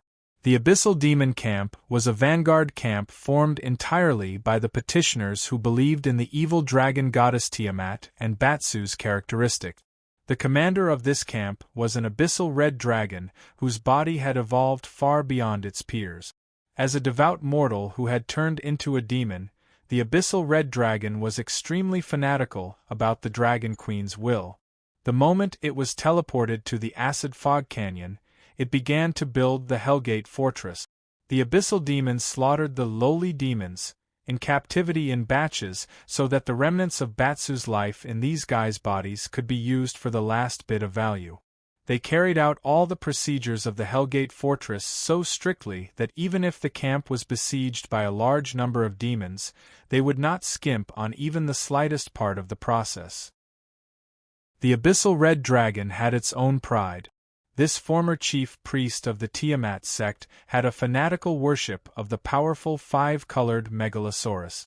The Megalosaurus's natural scales, claws, and wings, all of them made it envious.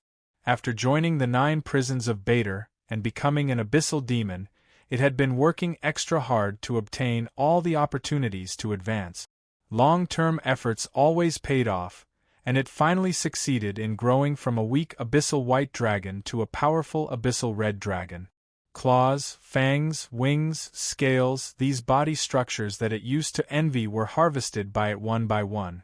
The current abyssal red dragon was even stronger than some of the Megalosaurus it used to worship. There was no doubt about this. As soon as it arrived at the Acid Fog Canyon, it was attacked by a group of cataclysmic worms, and the Tana Re-Demon army controlled by this high-level acid fog demon also brought great danger to the camp. Facing this variable that might affect it from completing the Great Dragon Queen's will, the Abyssal Red Dragon, who had inherited the Red Dragon's violent temper, directly led its personal guards to execute a decapitation operation. When the last acid fog worm on the group of cataclysmic worms was ignited by the dragon's breath, the Abyssal Red Dragon couldn't help but laugh. Dragon's breath, this was the ability it had always wanted to have. It could spit out flames that could burn everything like a real red dragon. Just like Keys before, this was also a kind of compensation for the airdrop plan that the evil Dragon King's court and Bader's first-layer strategic defense attack and logistics bureau had formulated. This ability was very good and very powerful. At this moment, the Abyssal Red Dragon commander couldn't help but think about what kind of reward it would receive after successfully constructing the Hellgate Fortress. At the very least, I'll be rewarded with the same physical strength as a Megalosaurus. That's right. Who are you? The Abyssal Red Dragon stared in horror at the strange spellcaster who had unknowingly appeared behind it, and at the same time, exposed its thoughts with a single sentence. I am the dragon's secondary body, Hemtar. Following the caster's words, the Abyssal Red Dragon suddenly realized that the light in the sky had suddenly dimmed. The clouds that were originally refracting or reflecting the light of the numerous active volcanoes seemed to have lost their color. No, it's not that the sky has darkened, but... The enormous worm's mouth suddenly closed below the Abyssal Red Dragon and its personal guards, sucking in this group of stowaways from the Batsu. That was why the Abyssal Red Dragon and the others felt that the sky had suddenly darkened. However, it was already too late when they reacted. Being sucked into the mouth of a demon lord like the Worm Tyrant, even a real red dragon would have a slim chance of survival, let alone these Batsu Devil who only had some characteristics of the Pentashade dragons. Without even chewing, these snacks were sent into the Worm Tyrant's stomach pouch with astonishing digestive ability. In the distance, the camp that was building Hell's Gate in full swing was now being attacked by some giant floating acid mist worms that looked like blazing whales. These guys are the Firewalkers. Snade pointed at the giant floating acid mist worms on the magic sandbox and explained to Keys and the others, this is another advanced form of the acid mist worms. They are the highest level demons in the food chain of this acid mist canyon, second only to the worm tyrant. Even a bailer would have to be careful to avoid these creatures when it comes to this level. In fact, I once obtained some body samples of this monster in an experiment, and the results of the analysis led me to an inference. This huge worm monster itself may be the bailer flame demon that was parasitized by the acid mist worm and slowly turned into this monster. Sneyd opened his storage dimension and spat out the relevant analysis scroll. He cast a spell to summon a pair of invisible hands and passed it to Keys. My goodness, a Demolic actually has the talent to act as a sword swallower. Riknaz, I think you should record down this obscure knowledge. Mechanical Golem number 21 saw this scene and secretly used an electronic voice to remind his noble goblin friend. Ignoring this strange mechanical golem's habitual jesting, the goblin Riknaz's new invention, the Observer, had the effect of a radar array. It discovered these giant monsters when they appeared in the air near the fortress defensive perimeter. Such a large body, and the way it floated in the air reminded Keys of a type of cosmic beast that the Purple Potato Fairy's mercenary army often raised in his previous life. Chapter 63. Mr. Keys Fenton is extremely talented in commanding battles. He is especially sensitive to controlling the battle situation, so he can always come up with a good plan to attack the opponent. However, an ordinary man could not take away his ambition. He had inherited the warlike nature of the Blue Dragon tribe. Of course, this is not derogatory. In fact, the scene of him personally entering the acid mist worm plain battlefield is unforgettable. Riknaz's Bloody Battle Frontline Report, Arbus Volume, Chapter 13 inches The Battle of New York, when the Avengers fought against the Chitauri army, which heroes were the main forces that faced the Leviathan. Those who watched the movie knew that it was the Hulk and Thor. How did they deal with the giant beast? The answer was, hammer it. Jump on the giant beast's back and hammer it. Jump on the giant beast's back and hammer it hard. Currently, the mercenary fortress in the Bartholomew Plain was facing a high-level acid mist worm demon that looked very much like a Leviathan, the Sky-Burning Walker. This was a high-level Tana Re-demon unique to the acid mist canyon plain. It was an extremely rare event. The acid mist worm would parasitize and devour an entire bailer. Ordinary acid mist worms evolved into Sky-Burning Walkers.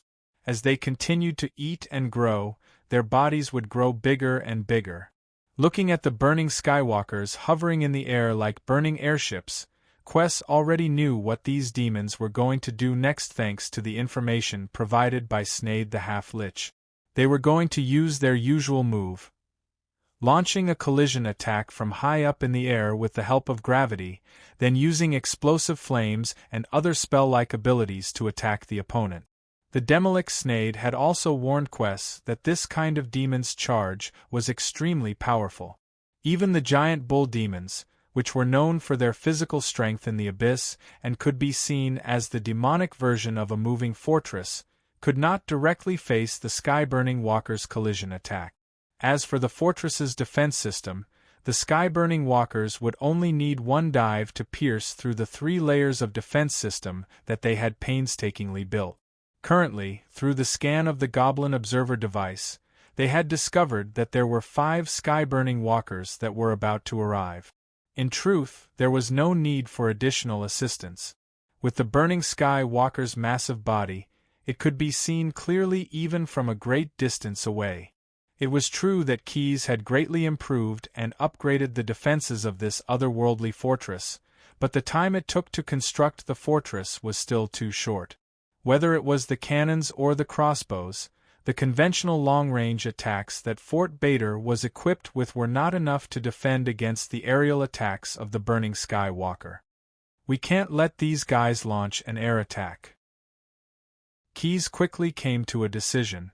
In order to ensure the success of his plan to open Hell's Gate Fortress, he had to personally take down the floating behemoths that could cause huge damage to the fortress's defense system.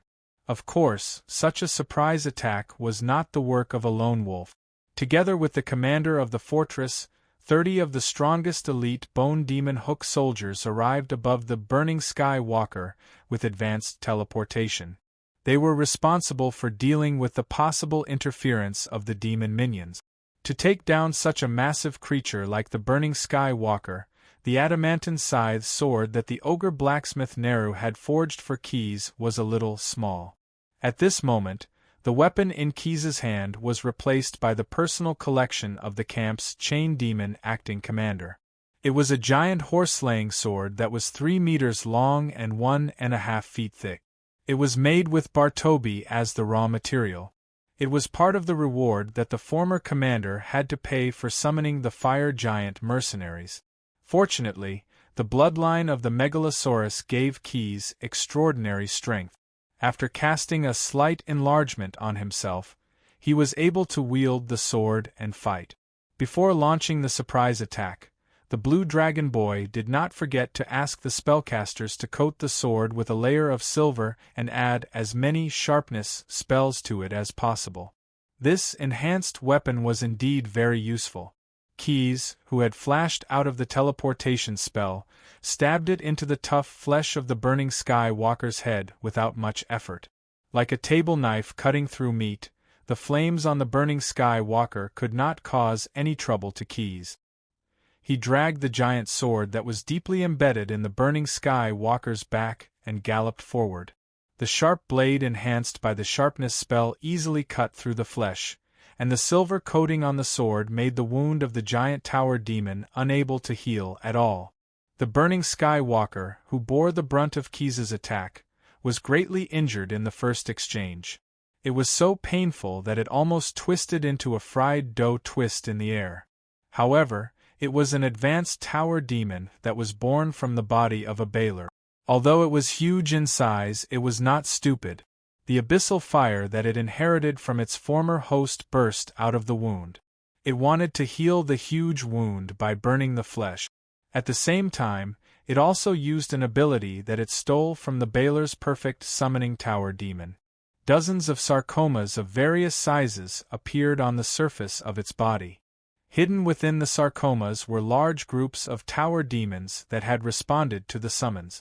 They were all endowed with abyssal fire armor by the Burning Sky Walker's flesh. Vroks, Bugalas, and Hezroars broke out of their cocoons one after another. They were not immune to fire like the Baylor, and the abyssal fire armor would also cause damage to them. However, this also stimulated their ferocious nature. These demons seemed to have gone berserk, and pounced on the enemies closest to them as soon as they appeared. These small fries were naturally dealt with by the elite bone demon scythes that launched the surprise attack together with the fortress commander. For a moment, ice walls and abyssal fire filled the Burning Sky Walker's body. "I still need a strong dose of medicine." Keys, who had fused with the blood essence of the ancient golden dragon, not only had his control of magic improved by a lot, but his blue dragon's ability to control electromagnetism had also reached a new level. The super electromagnetic gun, which originally needed time to charge up, could now be fired instantly. The pure silver cannonball, which was the size of a basketball, was fired at a speed dozens of times faster than the speed of sound. It directly bombarded the Burning Sky Walker's head. The cannonball, which carried a huge amount of kinetic energy, was heavily embedded in the victim's brain. Then, there was no then. After receiving such a serious injury, no matter how strong one's body was, it was enough to kill them. The Burning Sky Walker was only a relatively powerful tower demon, not an immortal life form with divinity. The giant beast's vital organs were severely damaged and died. Just like Zeppelin's Hindenburg airship, its body exploded and fell almost vertically to the ground. As for the other tower demons that were attached to its body, if they were unlucky and did not have the ability to fly, they could only fall from the sky together with the giant beast's corpse. If they happened to have the ability to fly, they would be even more unlucky because they would be attacked by the elite bone demons. Before the tower demons fell to their deaths, they would be torn to pieces by the bone demons in the air with their scythes. Chapter 64. In all fairness, demons and demons didn't fight to the death whenever they met. In some neutral lands like Sigil City, these two races could even sit down together and conspire over ale while sipping on evil deed. It was just that when it came to the blood war, these two races wouldn't care about victory or defeat. They only cared about their standpoint. To demons, all devils and their supporters on the blood battlefield were mortal enemies that they would not rest until one of them was dead. As the saying went, the hunter will shoot the bird that sticks out, and the blade will chop off the snake in the ground. After becoming peerless on the blood war, one would have to face the fate of being focused fire. After taking down a firewalker, Keth didn't even have the time to feel the joy of victory before more Thanner demons swarmed toward him in a frenzy.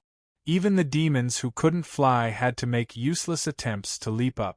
The other 4 Skywalkers also reacted quickly after seeing one of their kind being shot down. As expected of a newborn demon born after devouring a Baylor, these airship-like behemoths are indeed quite intelligent. Watching as the Firewalker lured Quess into the attack range of the Thanner demons while casting all sorts of spells to prevent teleportation to limit his ambush, Quess couldn't help but raise the threat level of the Firewalker even higher. He didn't have the bad habit of being headstrong. After calmly analyzing the situation, the Blue Dragon youth decisively ordered the bone demons around him to teleport back to the camp and mobilize artillery support. He, on the other hand, took out the railgun ammunition he had prepared beforehand from his spatial belt. Although silver could deal additional damage to lower world creatures, its relatively soft texture would still affect its lethality. Therefore, this batch of specially prepared ammunition had a hollow structure. The interior was filled with silver powder, and the bullet head was plated with silver. Quess named it silver-containing armor-piercing bullets. This batch of ammunition consumed a third of Keyes' silver reserves, twice the cost of killing the Calamity Apostle with the silver bullet offensive. There was nothing that couldn't be done with money. If it didn't work, he would just spend twice the amount. Railgun fire.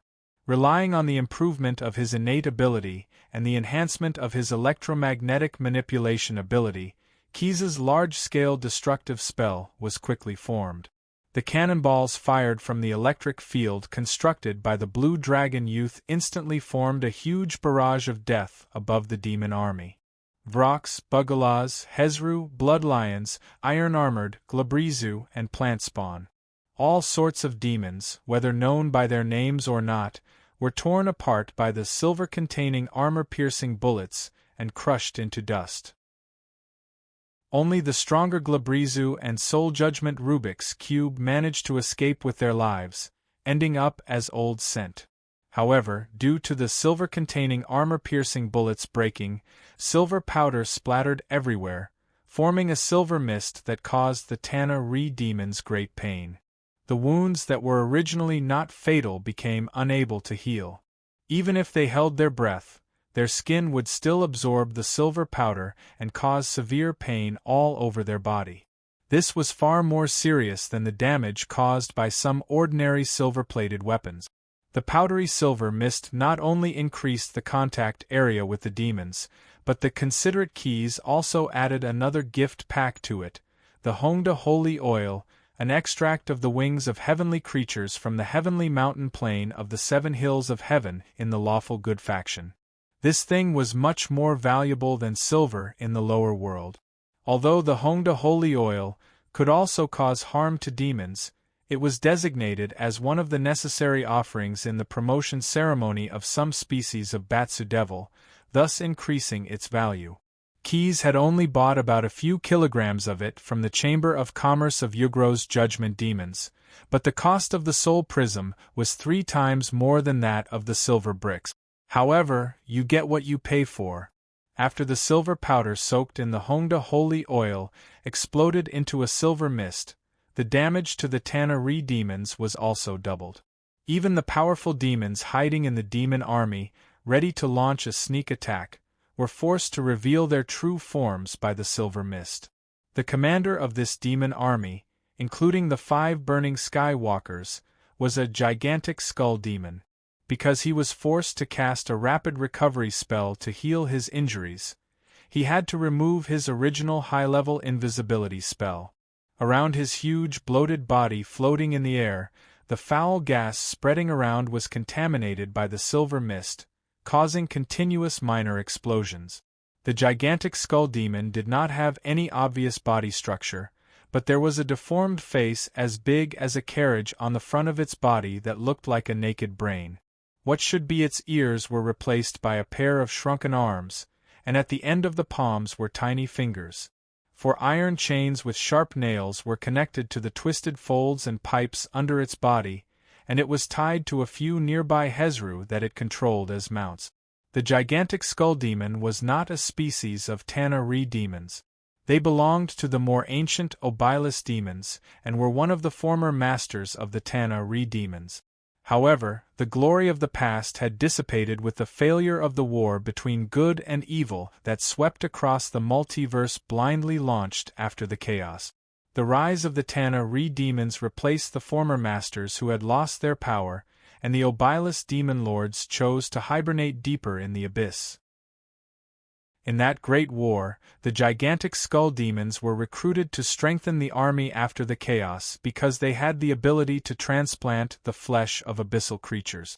These smart Obylis demons did not directly participate in the war, and they survived almost unscathed. Now they served the Tana-Re demon lords in the same way as they served the ancient Obylis demon lords, as advisors and flesh craftsmen. Long was such a gigantic skull demon. His previous allegiance was to the Baylor Tardheim, who once ruled the entire Acid Fog Canyon. He also participated in the experiment to create the Worm Tyrant because of his specialty. However, when the Worm Tyrant, the experimental product of the former Demon Lord, swallowed the Bela Lord and replaced it, Long's allegiance also changed to the new Demon Lord. It had to be said that even if there was a change of dynasty, they would not starve to death and rely on their skills to survive. The gigantic skull demons were even more important under the Worm Tyrant. In particular, after helping the Helminth Tyrant use the Baylor demon guards left behind by the previous Demon Lord to create the most powerful Acid Mist Helminth demon, the Burning Sky Walker, Long was directly appointed by the Demon Lord as a general in charge of training and managing these newborn demons. The opportunity to bully and oppress the powerful Tana-Re demons was something that every gigantic skull demon could only come across by chance. Long liked to obey such orders very much. Unfortunately, the good time of being in the limelight only lasted for a few years. A wolf-snake demon who applied for the position of demon warlord under the Worm Tyrant and succeeded in ending Long's good days. Every time he thought of this, gigantic skull demon Long would gnash his teeth in anger. If it weren't for the fact that he was really not that guy's opponent, whether it was fighting or playing tricks, the wolf-snake demon was much better than the gigantic skull demon. Therefore, although Long was resentful of the act of usurping the power of the Demon Lord and directly giving him orders, he still had to be obedient. That damned wolf-snake demon. Even the brutal tyrant Worm Monarch is much more approachable compared to it. He said to make the best use of everything. Don't let me have the chance, otherwise. The resentment in the gigantic skull demon Long's heart did not affect his countermeasure to Keys's attack. This demon that looked like a naked deformed brain had a much higher degree of concentration than the Tana-Re demons. In fact, the slightly stronger gigantic skull demons were immune to mental spells or psionic effect. Even if they were distracted by external objects, they could still handle what they needed to do. This ability benefited from the gigantic skull demon's talent and the survival method of being immersed in bewitching and controlling other creatures. To some extent, after the wolf-snake demon warlord assisted the Worm Tyrant to create the Burning Sky Walker, he let the gigantic skull demon lead the army to war for its extremely clever mind and bewitching and controlling talent. This kind of work that the gigantic skull demon regarded as rough work was indeed making the best use of everything. Although it couldn't guarantee that the Demon Legion would be invincible, At least the commander who led the army to war could restrain the chaotic nature of the Tana-Re demons.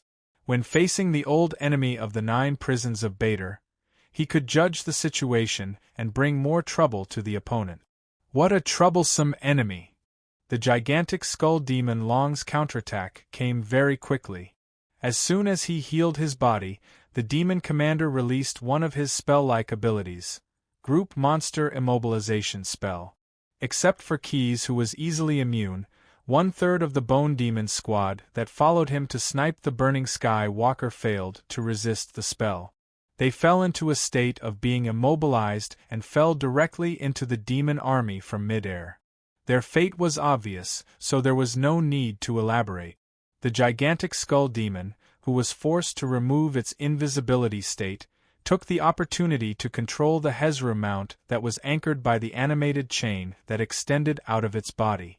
It dragged the gigantic skull demon to a Burning Sky Walker that had lowered its flying altitude and hovered above the demon army. Thus, it escaped the range of the silver fog created by Keys's silver bullet attack. Attack! You scum! The worm tyrant will devour anyone who tries to escape. This guy's soul language ability was very powerful. It was like a pay-to-win player opening a public channel, instantly covering the entire battlefield. Even Keys and the Bone Demons could hear the threatening words roaring out in the Abyss language deep in their hearts. Chapter 65. In addition to coercion, the Giant Skull's control technique also included the option of enticement. The giant skull liked to collect obscure artworks and other valuable items that could decorate their nests. They had a special liking for enchanted magic items.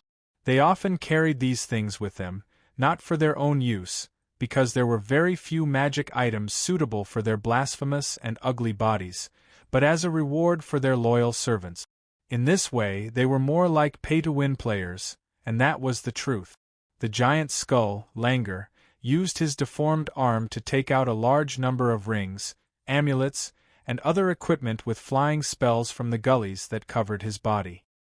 He rewarded these equipment to the demons who survived Keys's silver bullet offensive for free.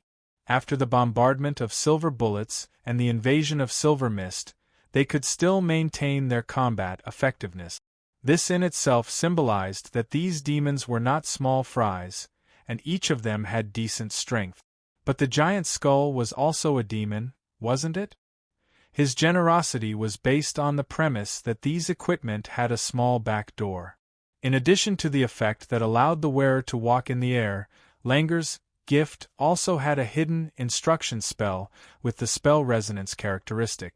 The more demons wearing these equipment at the same time, the easier it was for the giant skull commander to influence the wearer's thoughts. Sensing that the ruby control core embedded in his mouth was gradually smoothing out the magical ripples, the troll commander's turbid eyes that were the size of a car's tire flashed. He issued his first order to the powerful demons that were under his control. All rise to the sky. Snipe the enemy who shot down the Sky Walker with all your strength. Tear him apart. Chew him up. Eat him alive. The giant skull, Langer's language was chaotic, but the goal was very clear. As if they had a shared vision, all the demons turned their eyes to Keys, and then rushed to this fixed target without thinking. No retreat, use ice wall to divide the battlefield. Also, where is the bone demon that called for artillery support? Why haven't I seen Hellscream hit the heads of these demons? Keys obviously didn't recharge, so he could only rely on the method of roaring to solve the communication problem. As the command in Inferno reached the ears of the Bone Devils, the elite Batsu Scythe soldiers quickly responded. Faced with the demons of various main towers rising into the air, the Bone Demons calmly used their spell-like abilities to summon thick ice walls out of thin air to ensure that the commander of the fortress, who was the main attacker, would not be surrounded and only had to face attacks from a limited number of directions. These intermediate demons gathered together and did their best to clear out groups of enemies in 2s and 3s. They didn't show any signs of panic or even panic when their companions died from time to time. In fact, no matter how cowardly a demon was, as long as he joined the bloody battle, he would automatically be blessed with fanaticism and fight to the death.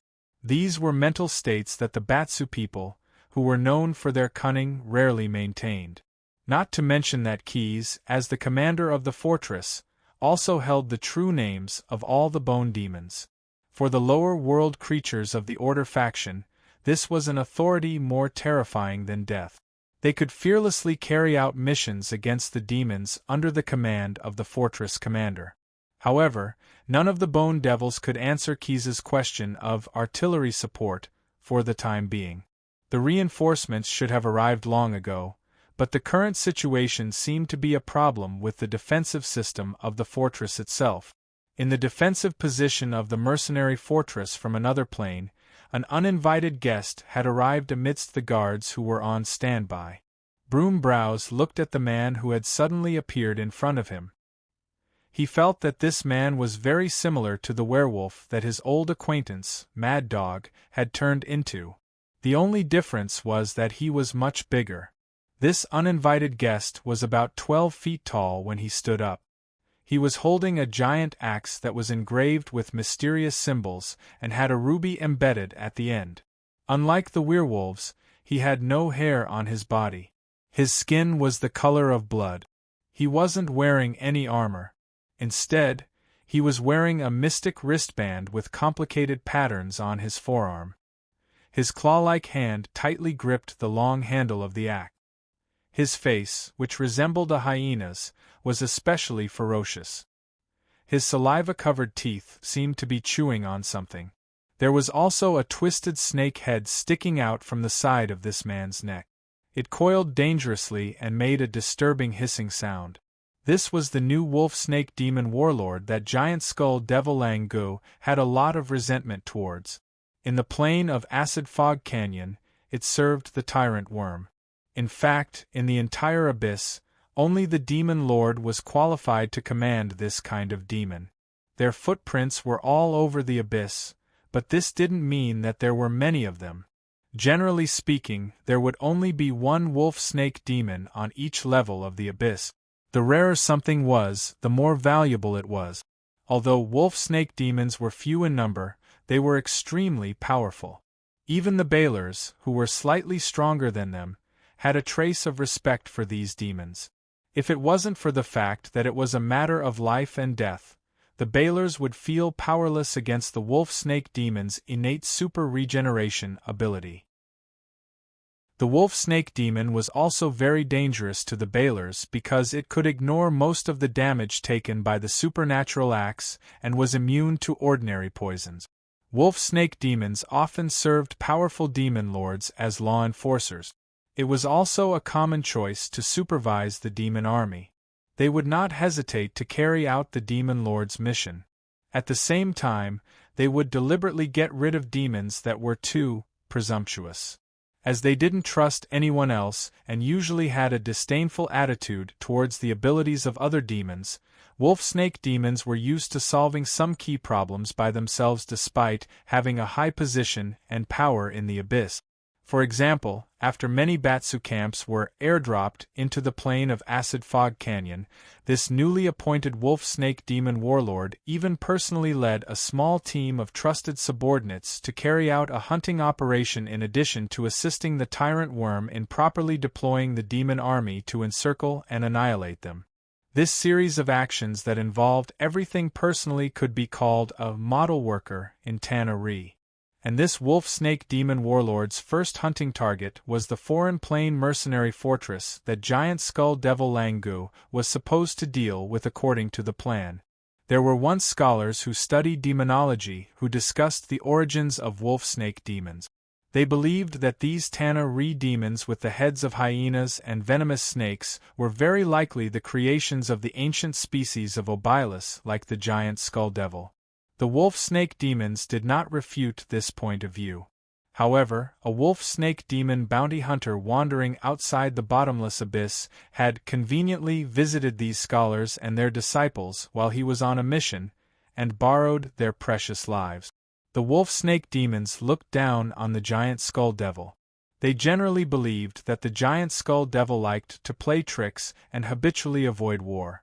This could be seen as evidence of the cowardice and ignorance of this race. Thus, even though Langu was arranged to be the commander of the attack on Key's fortress, the wolf-snake demon warlord was the first to personally visit the battlefield commanded by the giant skull devil. The wolf-snake demon had the eyes of constant knowledge. It easily saw the giant skull devil hiding in the layers of protection of the demon army using a high-level invisibility spell. It witnessed the whole process of Key's leading the bone demons to shoot down a burning skywalker, and used a kind of evocation spell that it had never seen before to bombard the demon army. "He's just a piece of trash," the wolf-snake demon commented to the giant skull devil Langu while rubbing its chin with the soul-sucking ruby inlaid on the long handle of its giant axe to relieve the itch. "It's clearly decided to take down this fortress, but it actually wasted its strength to encircle and annihilate a young dragon who just looks a little strange. Ignorant guy." The wolf-snake demon saw through Key's real human form, but the effect of constant knowledge could not see its excessive size and other unusual places. It could only see that it was a blue dragon in the stage of a young dragon. The blue dragon was originally more proficient in spellcasting, so it could use a stronger evocation spell that it had never seen before. Although the wolf-snake demon was surprised, it was not difficult to deal with. It should be known that the most direct manifestation of a dragon's strength was its size. For example, Congudius, Targaryen, and other famous true dragons in the multiverse who were so powerful that they could even anger the gods rarely transformed into a human form that restricted their strength. Although there was no lack of valiant dragons who were used to transforming into human form to fight, those guys were at least at the stage of an old dragon or above. Therefore, the wolf-snake demon believed that the enemy in front of it, who was obviously a young blue dragon in human form, was not enough to subvert the demon's established goal. The operation of the giant skull devil was undoubtedly from the perspective of its own safety. It wanted to solve the hidden danger that the young blue dragon posed to its own safety.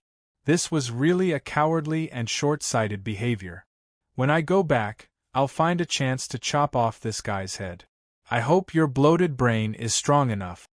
The wolf-snake demon stroked the edge of the giant axe and thought to itself, not to mention the life plan that the demon warlord had silently set for the giant skull devil. The defenders in the mercenary fortress from the foreign plane all became extremely cautious when they saw the underworld creature that suddenly appeared in front of them from its invisible state.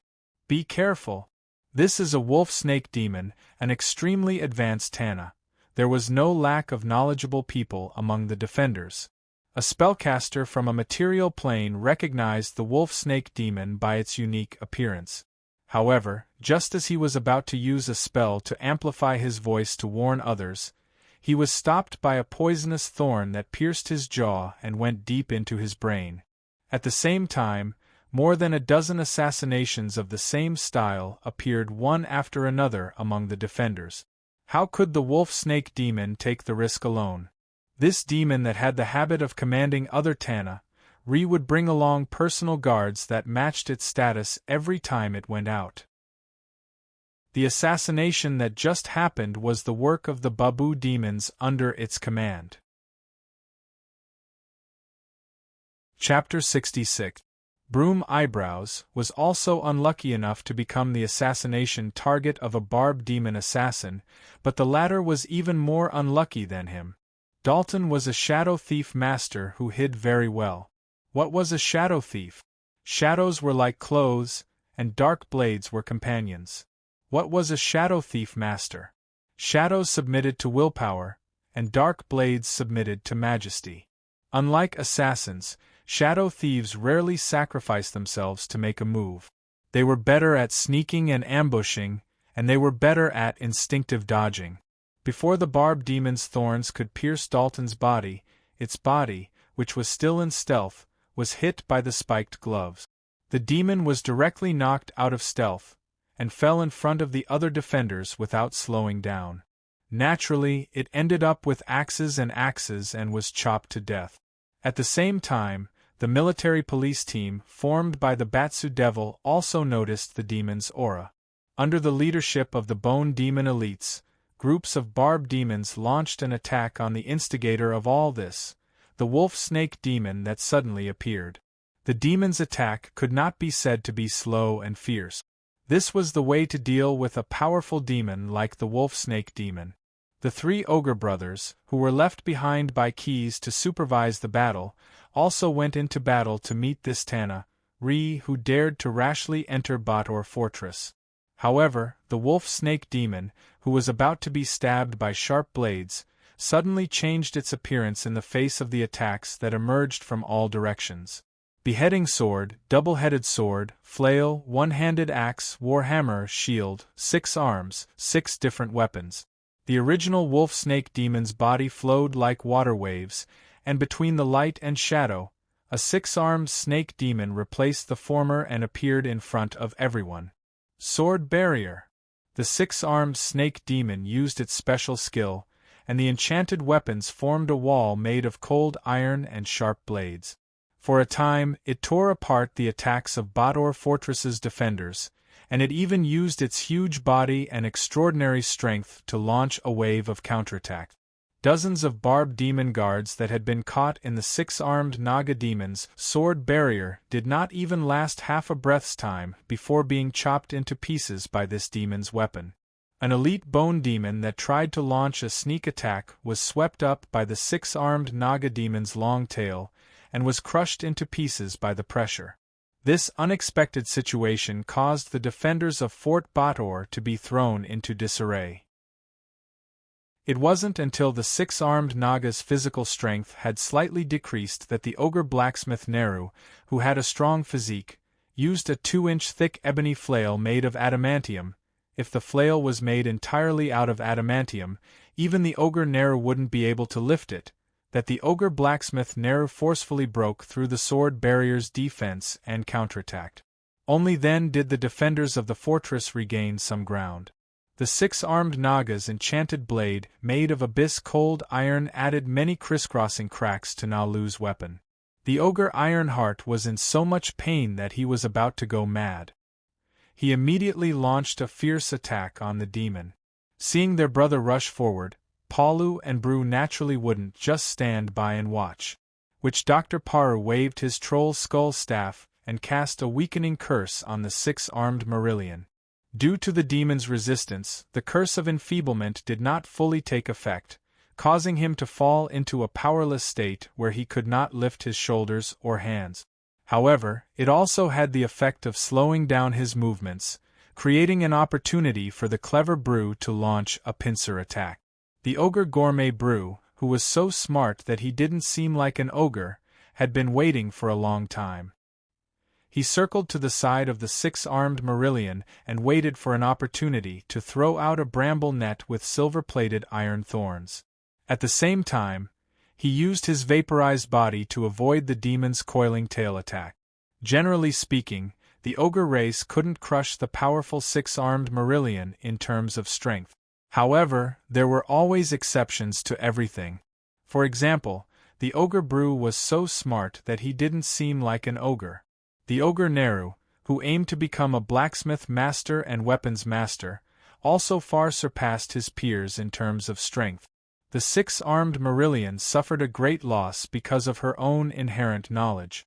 She directly used her cold iron shield to receive the furious blow from Brew's ebony staff. Immediately afterwards, the cold iron shield shattered. Although the 6-armed Marillion had an excellent physique and didn't suffer any injuries such as bone fractures, the arm that held the shield still became sluggish due to some dislocation of muscles under the violent impact. Hiss! It wasn't clear whether it was because of the pain or because it was used to looking like a snake. The 6-armed Marillion realized that if this continued, it would be really dangerous. While carefully dealing with the situation in front of her, the 6-armed Marillion used the Tana-Ri demon's specialty, summoning Tana-Ri. She didn't choose to summon her own kind because after all, she wasn't as powerful as the wolf snake or the Baler, who could perform a perfect summon that was guaranteed to succeed. Moreover, the demons that were slightly more well-informed wouldn't respond to the summons of their own kind from the acid fog canyon. No demon wanted to have a few acid fog worms parasitizing their body. Although the six-armed Marillion was strong enough, it still couldn't make the worm tyrant make an exception for her like it did for the wolf snake. For Hezru responded to the summon. These demons that were addicted to fighting were the best candidates to deal with the current situation. These Tana-Re demons were like large toads wearing tumor-like armor. A strong stench of steam and liquid spurted and secreted from the skin of the Hezru demons. As soon as they appeared, they were immersed in the excitement brought about by the battle. Without thinking or hesitation, the Hezru demons rushed to the nearest enemy with their bare hands. Because they were too emotional, the Hezru demons opened their big mouths under their reptilian eyes and didn't burst out with a deafening roar. Instead, they gnashed their teeth and made a disgusting grinding sound. Their target was the ogre Neru. The brawny man who was focused on hammering the six-armed Marillion was enveloped by the horrible stench of the Hezru demons. Fortunately, his brother, Paru, who always had potions, gave him a dose of the energy potion spray that Keys named Hwaseong Vital Energy at the critical moment. It neutralized most of the discomfort caused by the stench. Not only was the ogre greatly affected, but the breathing system of the surrounding fortress defenders was also ravaged by the soul-seeping stench secreted by the Hezru demons. Even the standard pig nose gas masks could not completely block out the stench. On the contrary, Paru's potion spray could not neutralize the stench due to the mask's obstruction. For a moment, the soldiers vomited non-stop. Fortunately, the spellcasters in the fortress quickly joined the battle. They cast spells such as Steel Lungs and Air Filtration on the soldiers around the Hezru demons to resist the stench. With the help of the spellcasters, the situation of the battle immediately changed. Soon, the chaos caused by the sudden appearance of the Hezru demons was resolved. Although the Hezru demons were disgusting, after their abilities were suppressed, they could no longer pose a threat to the mercenaries from the other plane of Baator, as well as the military police made up of bone demons and barb demons. Although the six-armed Marillion was difficult to deal with, it was delayed by the violent attacks of the ogre demons. It would be sooner or later killed by the numerous defenders in the fortress. But where did the Leakin go? Was the leader who was said to be serious and responsible was also a fan of posing? Using a substitute every day to fool around? Of course not. The Leakin was in the fortress at the moment. If this operation was a hunt, then the six-armed Naga and the Babu demons were the bait. They only needed to attract the attention of Batsu's forces. The one who would deal the final fatal blow to the prey would definitely be the wolf-snake demons themselves. As an experienced hunter who was familiar with hunting techniques, the wolf-snake demon easily selected two of the most valuable targets for itself to attack. The first was the command center of Baator Fortress. According to the nature of the demon's order, as long as the command center was destroyed, the fortress would most likely be paralyzed immediately. However, according to the Leakin's observation, although the number of demons in Baator Fortress was not large, the mercenaries from other planes were not weak as a whole. In addition, the scale of the fortress and the construction of the fortifications were quite impressive. It was likely that there would be powerhouses in the command center, and they would have already set up targeted traps for the beheading operation. It had to be on guard. Therefore, this extremely cunning demon shifted its gaze to the secondary targets in its mind, the spray weapons that the Batsu demon called Hellscream. The wolf-snake demon was not an ignorant person. As a warlord, he was naturally well-informed. It naturally knew the various weapon configurations of its old rival, the Batsu demons. The information regarding the defeat of the Calamity Swarm and the Apostles of Calamity in this fortress had been relayed to the Leakin demon through the communication function of a special demon worm. He realized that this weapon had played a crucial role in this.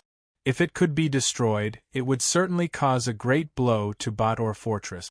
This fortress doesn't seem to have been built for a long time. It's not equipped with a magic defense system. It only relies on these spray weapons that can't be underestimated to fight against the Demon Lord's army. If this front tooth is pulled out, how can this group of country bumpkins who were tricked by the Batsu demon to participate in the bloody battle resist the huge number of demons? Don't you think so? The first part was all the evil plans that the Lecan quickly conceived in its mind. The last sentence was a question in the infernal language. The subject of its question was an elite bone demon scythe that had just teleported back to the camp. It was telling something to the barbed demon centurion who was waiting in the fortress's artillery position. Without a doubt, the wolf-snake demon raised the long-handled greataxe in its hand. It did not even use the blade of the axe. It only used the end of the axe handle, which was inlaid with sharp rubies, to smash the bone demon's organ into pieces. Excellent idea. Revealing itself from the invisibility, the snake-like mouth behind its hyena-like head let out an excited hiss. The Lecan demon swung its giant axe and chopped off the skull of the bone demon that had been smashed in half, as if it was demonstrating its power. Then, it kicked a cannon that was named by the creatures of the underworld into two. The barbed demon centurion saw the powerful Tanali in front of it and could not help but shout with all its strength, "Enemy attack!" Then, it was interrupted by the Lecan's greataxe. Chapter 67. My inherent understanding of Baylor is the most powerful Tana re-demon in my mind was rewritten by a sudden change. A wolf-snake demon, just like its appearance of a wolf and a snake, this powerful Tana re-demon had both the ferocity of a wolf and the cunning of a snake. His surprise attack was like a hunting activity that he had been familiar with for a long time. First, he released the bait, then handed over the sharp knife. Although the plan was simple, it was very effective. Even in my opinion, the defensive system of the fortress was still remarkable, but it was as if a giant axe had smashed through the armor and hit the vital point. However, this experienced hunter still failed in the end. It was all thanks to the fearless mechanical puppet Mr. Number 21, my familiar and reliable old friend, and Mr. Snade, who was hired by Mr. Kays, a demolic with powerful spellcasting abilities. The two of them worked together to turn the tide. Report of the bloody battle in Reichenaz, Arbus Volume, Chapter 17 Acid Fog Canyon, inside the mercenary fortress in the Bartholomew Plain. The six-armed snake demons and barb demons under the wolf-snake demon's command all used the spell-like ability of summoning Tana, re-demons to delay the attacks of some of the defenders in the confrontation. Although their failure was a foregone conclusion, they still resisted because their warlord had not given the order to retreat. How could the wolf-snake demon retreat now? The hunting activity was gradually reaching its climax, and it was the critical moment to harvest the prey. This Tana re-demon's character was indeed cunning, but when it actually entered the battle, its cruel and violent nature dominated its brain. This was a demon that was never afraid of battle. On the artillery position of Bartholomew Fortress, the barbed demon cannoneers spurted blood and burst out screaming because of the giant axe slashing them, making the wolf-snake demon's blood boil and extremely intoxicated. For a moment, the demon, who enjoyed the battle and slaughter, actually forgot its previous plan to prioritize destroying the enemy's artillery. Maybe we should kill these Batsu bastards first. Anyway, there's still time. After all, they are weak and cowardly, so it won't take much effort. The wolf and the snake, two heads, one thought. The behavior of this demon warlord seemed to be a satire to its previous criticism of the giant skull demon for not carrying out the mission according to the set goal. But that was the reality. After all, be strict with others and lenient with yourself, was the standard behavior of a normal Thaner re-demon. Just like how Keys had activated Peerless mode in the demon army not long ago, the Lecan demon's battle in the Devil's Cannon formation was even better. The axes struck flesh. Severed limbs and blood flew everywhere. Howls of anguish and cries of pain resonated. When the powerful demon warlord faced the barbed magic cannoneer, who was far from his match, the battle was as simple as cutting vegetables. Even if the number of devils was 100 times greater than his, he would still be able to crush them with his strength. Whoosh! A light sound came from behind the demonic wolf snake. The devil who was ambushed didn't even turn his head back. He simply swung his axe and shattered the illusory shark's head that had yet to materialize. Your takeout is here. Strange words spoken in the abyssal language came from the mouth of a construct that looked like a mechanical man. Standing beside him was a female Sawajan high priestess, and the demon overlord reckoned that it was the latter who had ambushed him. 2 small fries, nothing to worry about. The demonic wolf snake, who had always been known for its calmness and wisdom, might have been immersed in the excitement of killing, so his judgment this time was obviously off. If it was reasonable to call the Sawajan high priestess, who looked like a shark, small fries, then calling the mechanical man number 21 the same name was purely a mistake. No matter which angle one looked at it from, such a judgment could be said to be 1,000 miles off, whether it was the appearance or the strength. The demonic wolf snake soon paid the price for its carelessness. The mechanical man warrior's attacks were like a storm, and in the blink of an eye, it suppressed the powerful demon Thanner Re. In a moment, the offensive and defensive positions were different. One must know that when they encountered the Baylor demon previously, it was number 21 who took the brunt of the pressure head-on, creating an opportunity for Keys and the others. The unknown energy surging in the mechanical man provided it with enough strength. The combat skills obtained from various channels, after being optimized by the processing module, allowed it to have the combat ability comparable to a high-level monk. The demonic wolf snake really didn't have a good way to deal with the construct that was spouting all kinds of strange words while fighting. In the past, the enchanted giant axe in its hand, which had the effect of penetrating attacks, was invincible, but it couldn't cut this guy's body. In front of the high-grade goblin alloy, mixed with a large amount of adamantine, the natural weapon that the demonic wolf snake was proud of paled in comparison. Not only that, its snake's kiss, which contained supernatural venom, was also unable to bite down on this construct. In addition, there was also a high-level Sawajan spellcaster who was constantly casting spells to interfere with it. As the battle with the mechanical man was in a stalemate, the demonic wolf snake had to rely on its own race's resistance and immunity advantage to resist the spell damage. Before the demonic wolf snake's judgment of 2 small fries could be heard, it was slapped in the face. Of course, although the mechanical man warrior was strong, it was still a little powerless to capture such a demon warlord in one fell swoop. At the very least, with a spellcaster of the level of the Sawajan high priestess, there was no way to crush this powerful demon Thanner Re. But with a half-lich who had once reached the legendary realm in spellcasting, the situation was very different. An armored arm appeared from invisibility and directly caught the demonic wolf snake's kiss, which was guarding against a pincer attack from behind. Touch of Withering, a new spell that the half-lich had improved after many years of bug removal experiments. Its effect was similar to the Withering spell, which could absorb the moisture in the living body and cause the flesh and blood to wither. But at the cost of the harsh touch spellcasting method, Snade mixed in 2 new features, life steal and regenerative inhibition, into the spell.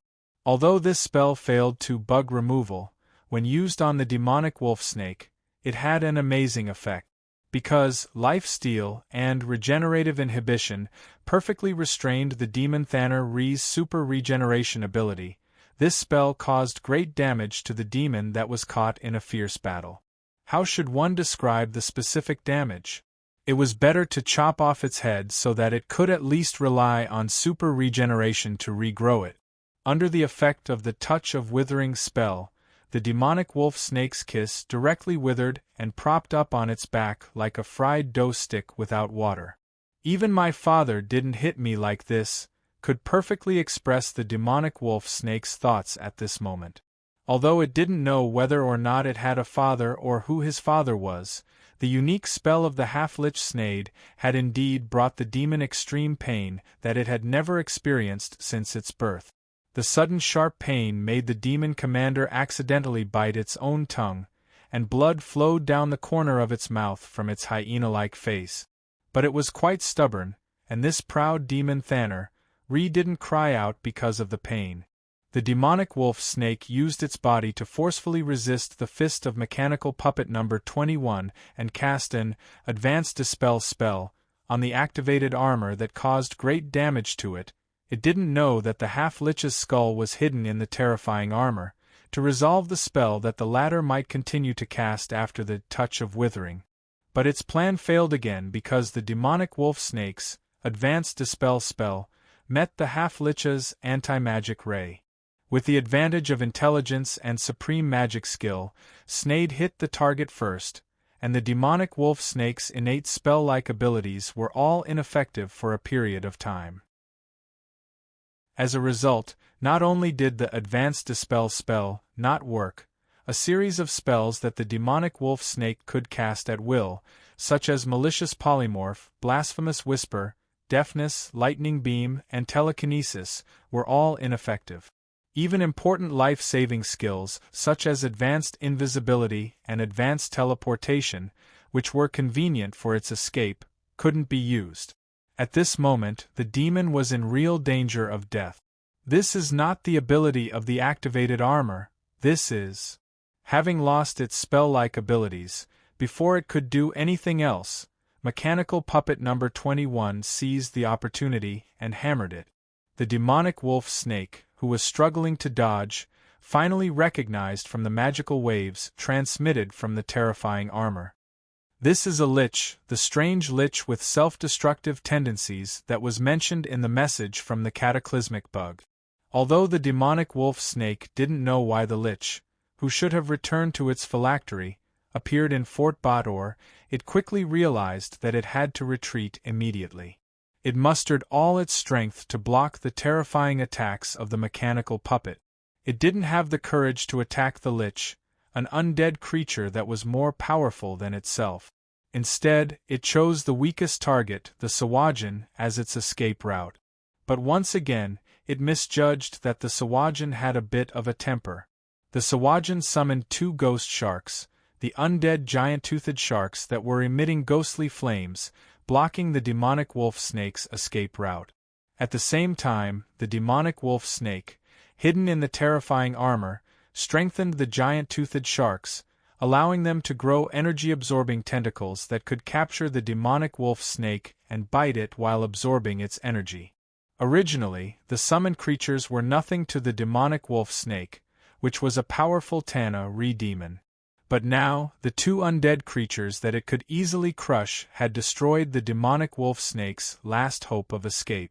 Not only did the mechanical puppet warrior's powerful fists and blades were branded on the demon's back like a shadow, but the demonic wolf snake, after strengthening the giant-toothed sharks, also cast another representative spell of the school of necromancy, Finger of Death, with ease. Just like its ferocious name, Finger of Death could instantly kill a living creature. The only way to avoid it was by relying on the body's toughness. And even if the spell was successfully avoided, it would still cause a lot of damage. At this moment, the demonic wolf snake's miserable state could be used as a reference for this spell. Although it relied on the body's toughness to avoid the instant death effect, a wound the size of a pot lid still appeared on its back. Not to mention the skin and flesh, even the spine that supported the body was exposed. Mechanical puppet warrior No. 21 followed up with a blow to the head, becoming the last straw that broke the camel's back. The demonic wolf snake was dead. In fact, although the demonic wolf snake could indeed suppress the powerful Tana demon with its ability to control magic, but at this moment, Sneyd had already degenerated into a demonic wolf snake and lost part of his body and power.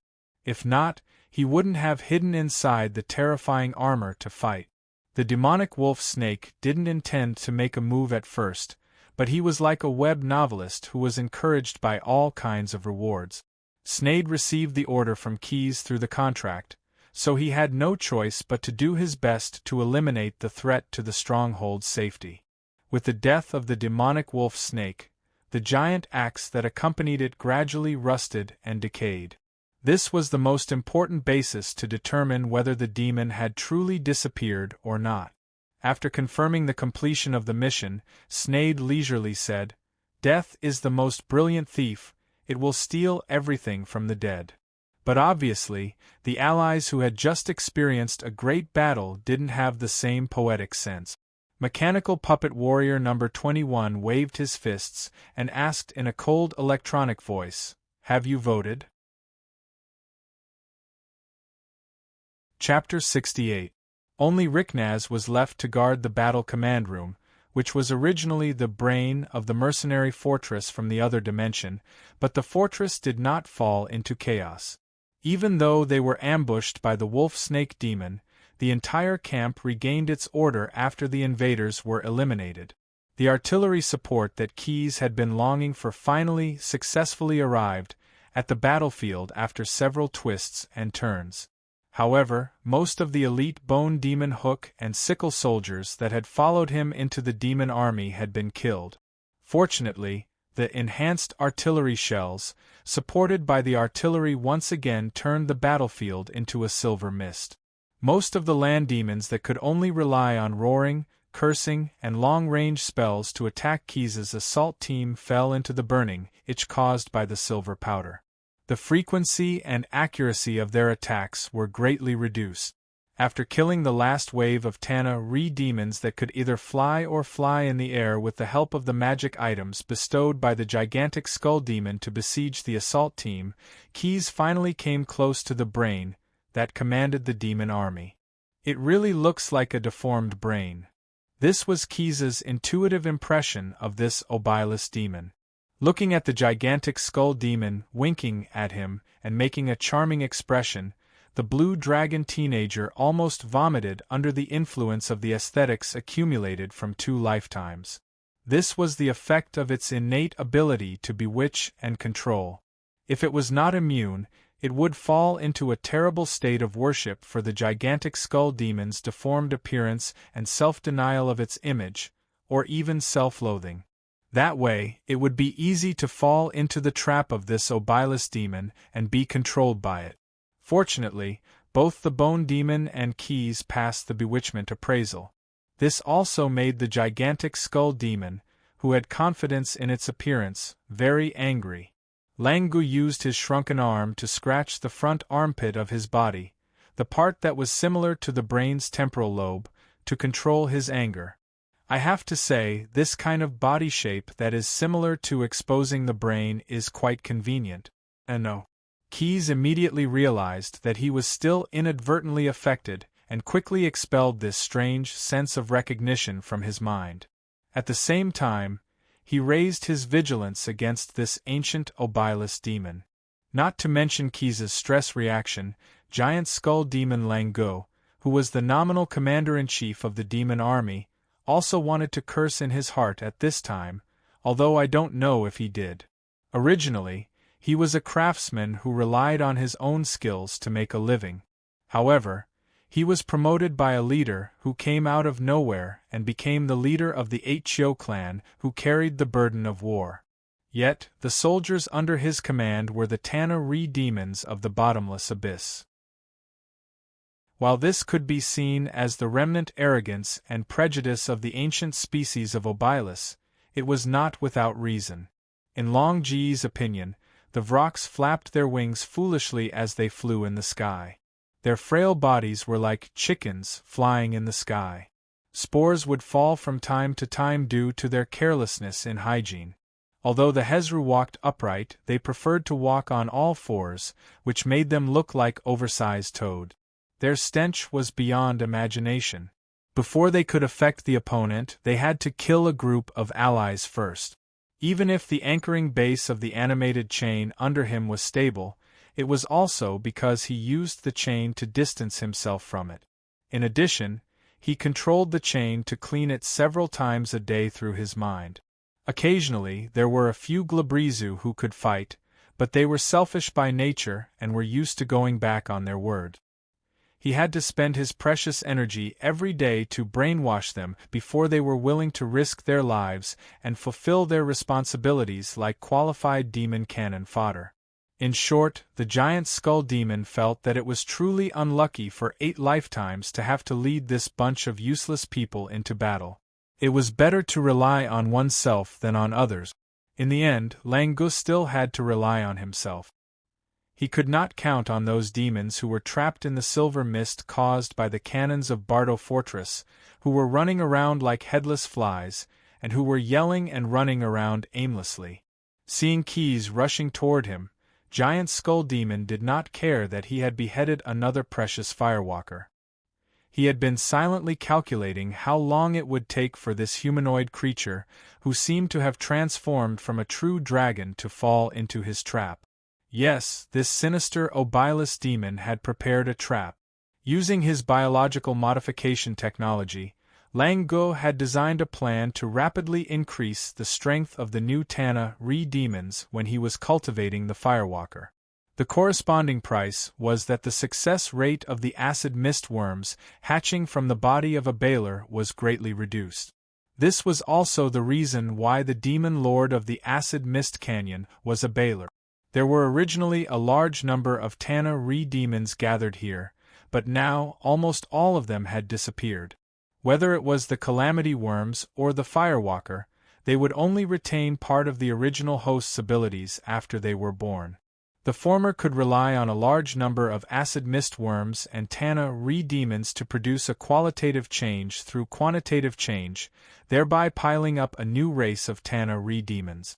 But for the latter, it was difficult for a single acid mist worm to devour a Baler that stood at the top of the demon pyramid. Just finding so many Balers for the acid mist worms to live on was a big problem. Balers were not cabbages.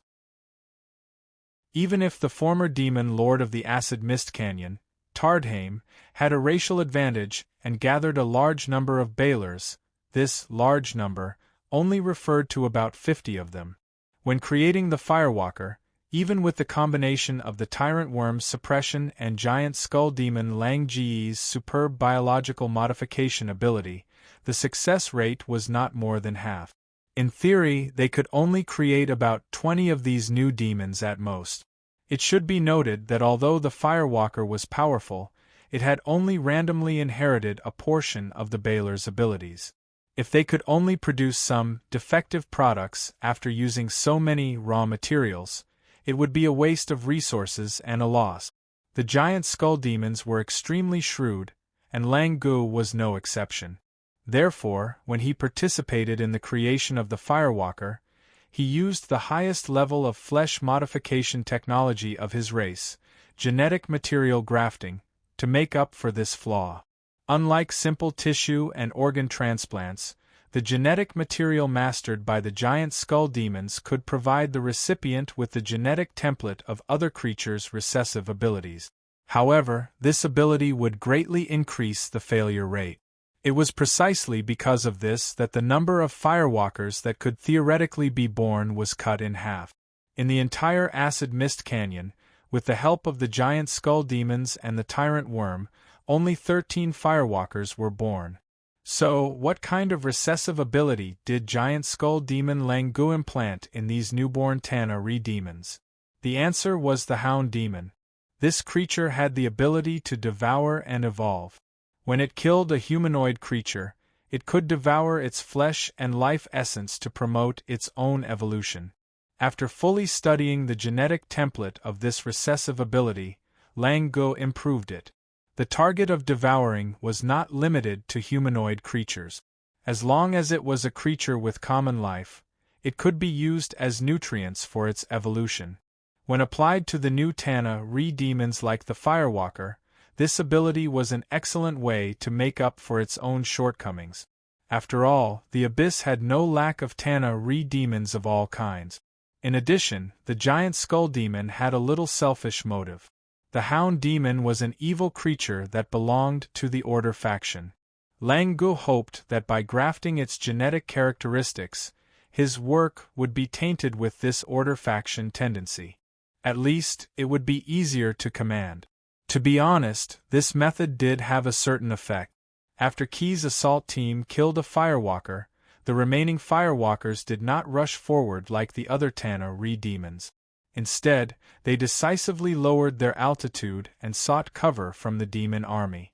This showed the increase in their intelligence, and under Lang Ji's instructions, they began to devour a large number of dead Tana Re-demons. They even began to eat the corpses of their own kind that had the most similar life form to them. As one of the creators of these firewalkers, the giant skull demon could clearly feel that the Baylor demon ability that originally only existed in part in these works was rapidly improving and replenishing. Although their overall strength was not comparable to their previous host, their body size was much larger than the Baylor demons, so they had relatively more life force. It had to be said that similar to Key's learning by sleeping, this kind of growing strength by eating was really an ability that made people envious. 1 step, 2 steps. In the blink of an eye, the giant skull demon was counting Key's step. When he reached the predetermined mark, a firewalker that had completely mastered the advanced teleportation ability instantly flashed and slammed into him. The burning sky walker had also grown 2 thick arms and automatically grasped the Baylor's expertise in grappling. After successfully slamming into him, a hug kill followed up and tightly strangled the blue dragon teenager who had transformed into a human form. This was not the end. In addition, the spell-like abilities inherited from the Baylor, Decree, Awe and Firestorm, were cast in succession in order to kill the leader of the Batsu's surprise attack team without any mistakes. This series of attacks almost worked. At this critical moment, Keyes could not continue to hide his strength. One of the benefits of the system upgrade, before being airdropped, fusing with the life essence of the old gold dragon, was that his resistance to fire had exceeded immunity in the general sense. In the moment when he was distracted by the decree, the firestorm was unable to cause any damage. And in the midst of being tightly captured, this Keyes decisively returned to the body of a true dragon. In terms of hand-to-hand combat ability, the Megalosaurus had always been able to beat everything. What kind of dragon is this? Was I seeing things before? But the effect of the truth spell clearly shows that this is an underage blue dragon. He had no time to pay attention to the giant skull demon, Lang Go, who was shocked by the strange appearance of Key's dragon body. For a moment the dragon fought in the wild. Chapter 69. The dragon fights in the wild, and its blood is black and yellow. Blood with charcoal and flames sprayed everywhere, but it did not flow out from the body of the raging dragon. Instead, it was caused by the serious injury of the burning sky walker who attacked Keyes. Between the indigo scales were dark golden fascia, and the knotted muscles looked like they were about to burst out of the body. Its fangs and teeth were so sharp that they reflected light, and its eyes were like molten gold. It was embedded in a ferocious head that obviously had the characteristics of a blue dragon. The sour breeze in the air of the Acid Canyon Bitwall made Keyes feel a little comfortable. Ever since he entered Avernus from the Ash Bitwall, he had not returned to his true form many times.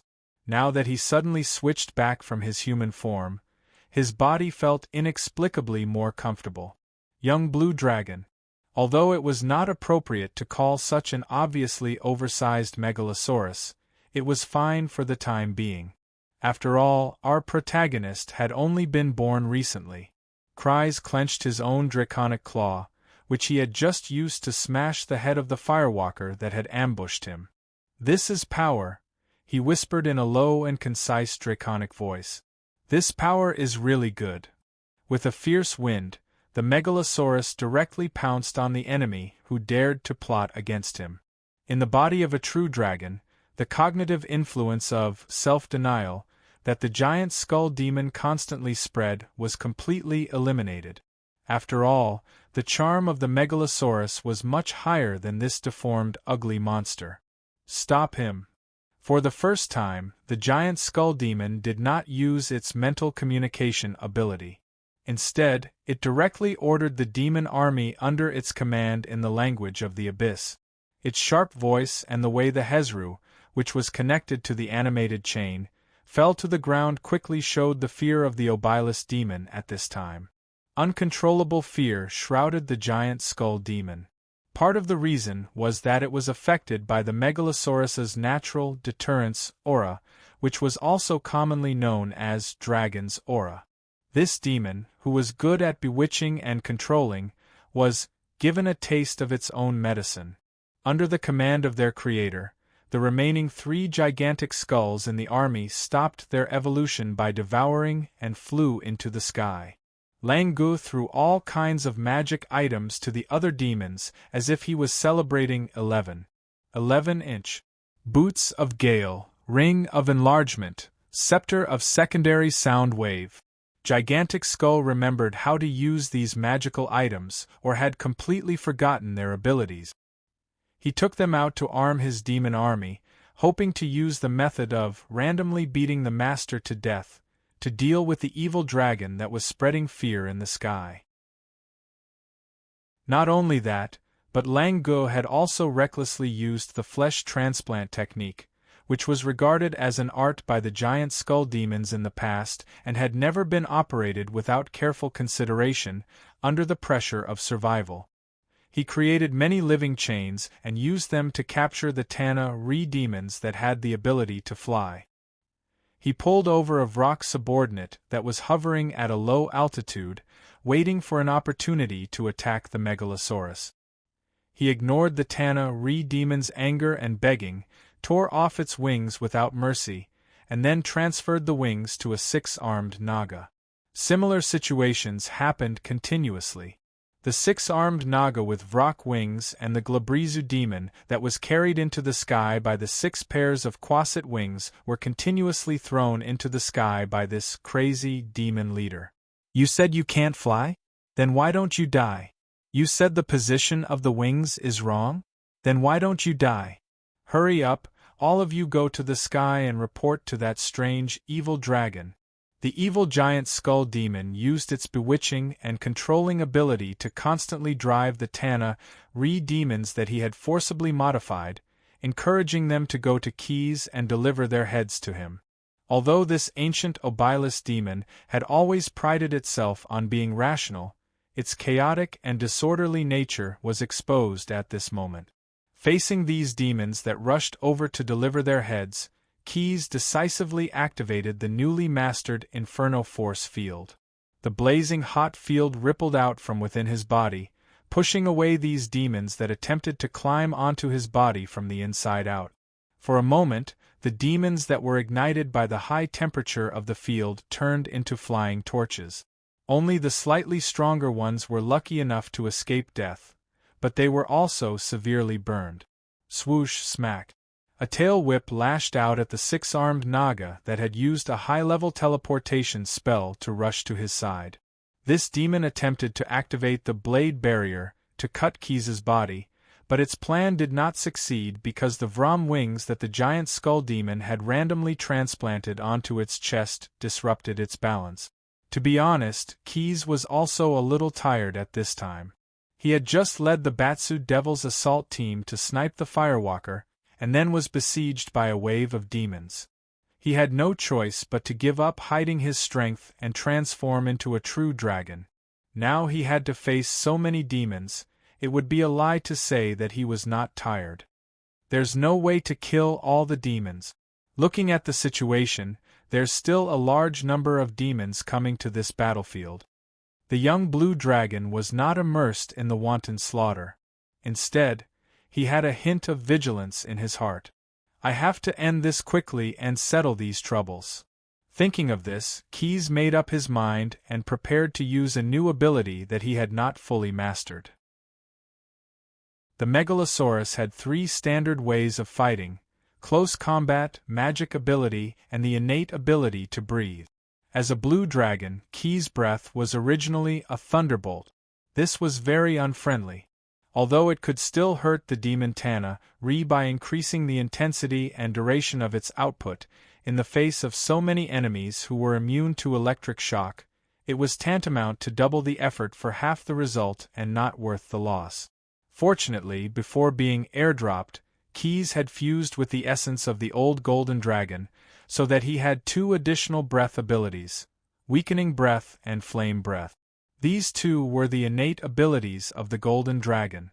As Keys's dragon egg had undergone the adaptive transformation of the ancient civilization, when it fused with the golden dragon's heart, there was a burst of passive evolution that was almost beyond the endurance of his body. Under the drive of this passive evolution, the inherited ability of the golden dragon's breath was naturally extraordinary.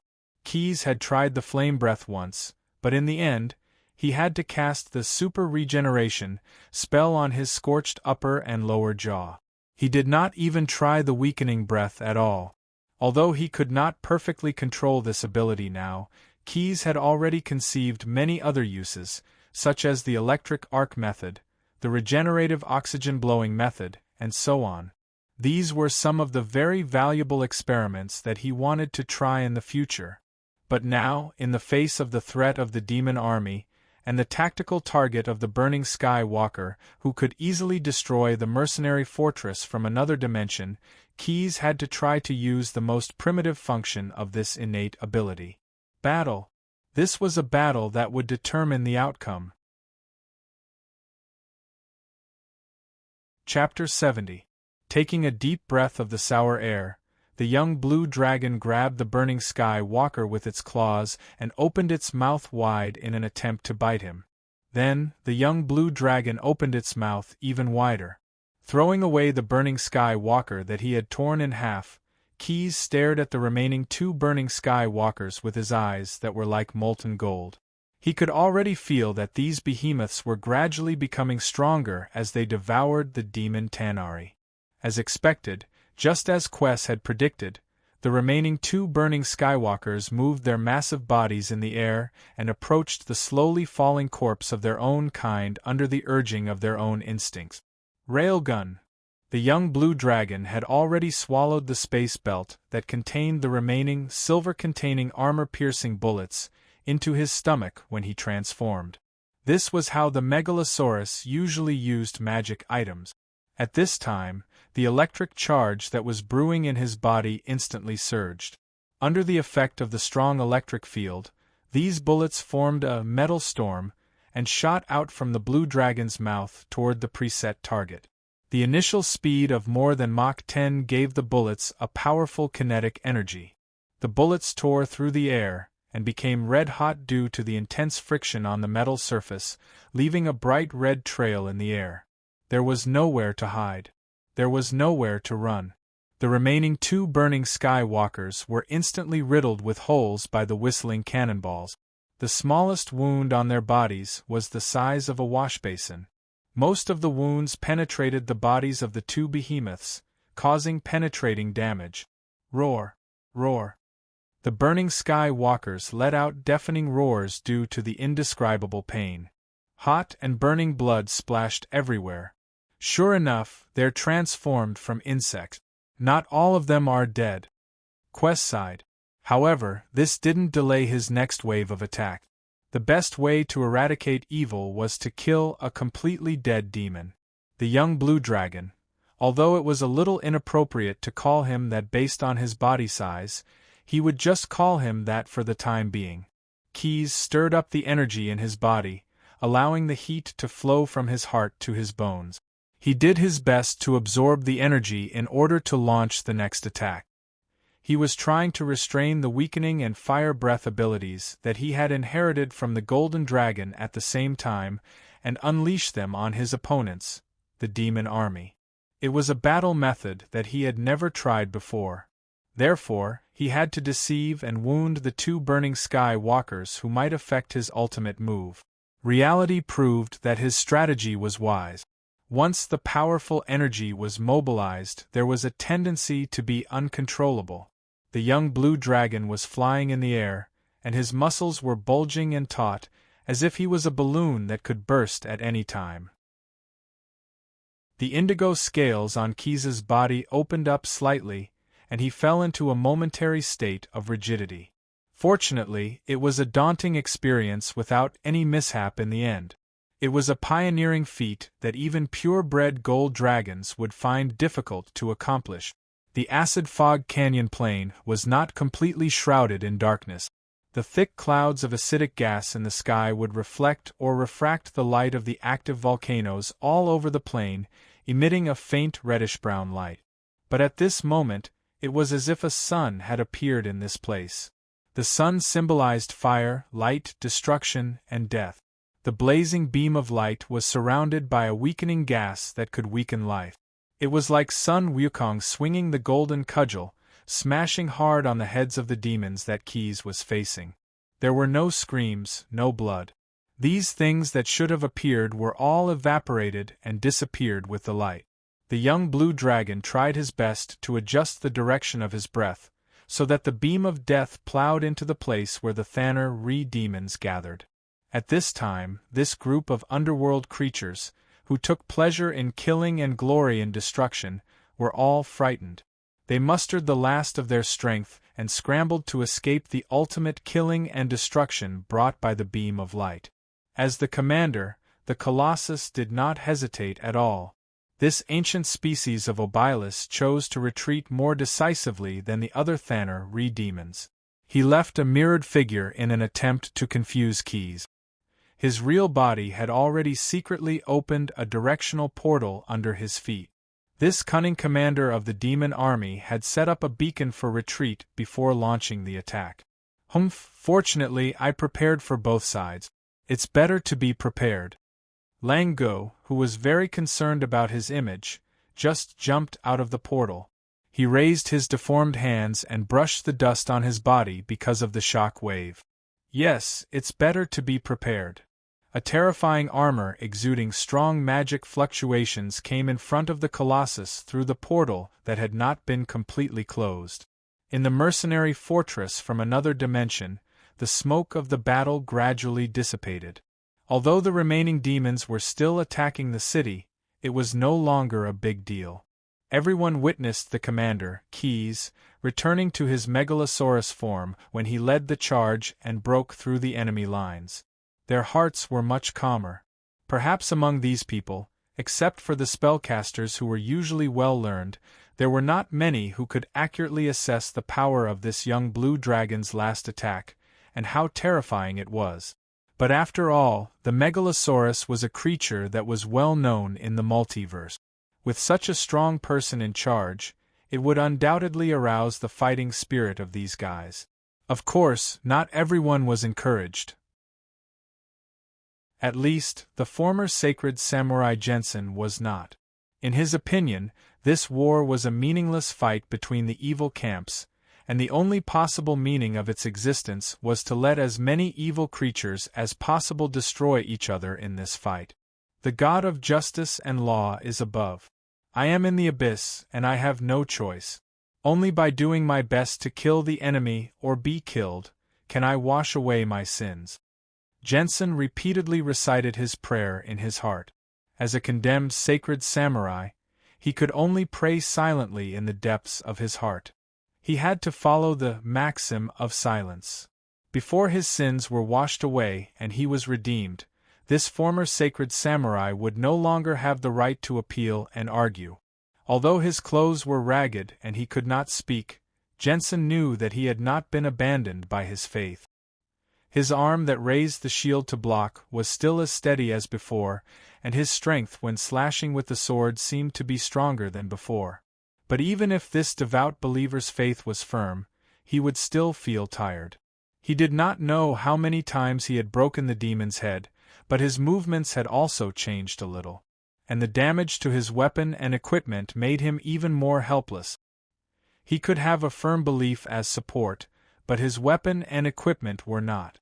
Just as he once again blocked the claw attack of a timid demon squad captain, the shield he used to block suddenly shattered. This change caused the long sword that was originally thrust to be tightly grasped by the opponent, and at this moment, a sneak attack from a babu demon that had been lurking for a long time came unexpectedly. Jensen struggled to pull back the long sword. He wanted to use the blade that was getting more and more chipped to block the thorns that were coming at him. This might work, or it might not. After all, this weapon seemed to be on the verge of completely shattering. "Hey boy, watch out!" A soft reprimand in Inferno reached Jensen's ears. A figure with a ridiculous round hat flashed past him. The man used a pair of spiked gloves and directly smashed the attacker's head. This is not the place to be distracted. For this unexpected assistance, Jensen just nodded and did not directly thank him in words. This was not in line with the etiquette of the sacred samurai. Chapter 71. For the former Saint Samurai Jensen, faith was not only a form of worship for a god, but also a way of life. If others were to lend him a helping hand, he should be the first to thank them. But because of the shackles of the maxim of silence, Jensen could only hide these words in his heart and look forward to the future. If he had the chance, he would repay this debt. About half an hourglass had passed since the last demon that attacked the fortress was killed. Without the urging of the Batsu military police, the mercenaries from the other planes who participated in the defense of the fortress began to take turns to repair and reorganize their hard-won defense. Jensen's originally broken armor and weapons were completely destroyed in the last battle. Thus, he received some new supplies from the military supply department: a broad-bladed short sword, a round shield made of wrought iron, a half-body armor with a helmet, a spear more than 7 feet long, and a few throwing axes. These equipment were actually considered valuable military equipment in any material plane, but in the Batsu's fortress, they were only common goods. The demons have really swindled the wealth from all corners of the multiverse and poured it all into the bottomless pit of the blood war. Jensen, who was once a saint samurai, used oiled sandpaper to polish the edge of his weapon. Although Jensen's judgment was wrong, it was not completely unreasonable. For the creatures of the lower realms, although wealth was good food, to satisfy the evil desire of greed, any Batsu with some ability would not refuse to collect wealth to show their strength and power. But to them, or perhaps to those demons in high positions, the philosophical confrontation between order and chaos was not only related to their strength, but also the meaning of their existence. Thus, in the blood war, the Batsu devil would never be stingy with their wealth. Moreover, most of the money was distributed to the middle and lower-ranked demons by their superiors. Being generous with other people's money, the demons naturally did not have any psychological burden. In fact, this was because Key's fortress was only a mercenary fortress from another plane. Some of the pure Batsu devil vanguards that were also airdropped into the Acid Fog Canyon plane actually had more ample supplies. However, the better the equipment, the more dangerous the opponent was. An army composed entirely of Batsu devil walked on the land of Acid Fog Canyon. They cautiously and swiftly traversed the terrain filled with ravines and hidden underground volcanoes. Unlike Keyes, who had airdropped the entire fortress into this plane, this vanguard of Bator adopted a mobile warfare strategy.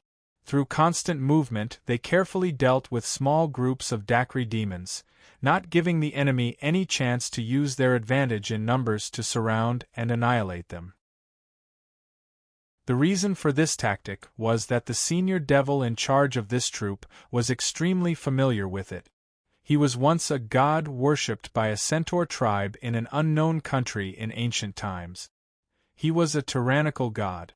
A tyrannical god was a relatively rare type of demon that did not have its own race. As spirits and existences worshipped by ignorant primitive mortals in the image of gods from the dark and ignorant era, these primitive gods were abandoned and forgotten when true gods and beliefs were born.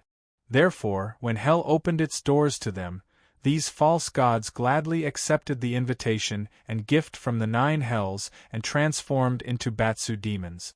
As a totem worshipped by the centaurs, this tyrannical god was like a centaur that had been magnified dozens of times. However, after experiencing Bator's gift, its original 4 hooves turned into curled beast claws, Wings covered in scales grew out of its back, and two iconic horns that many Batsu devil demons had grew out of its head. This commander was once a god worshipped by the Centaur tribe in Bloodshed Land.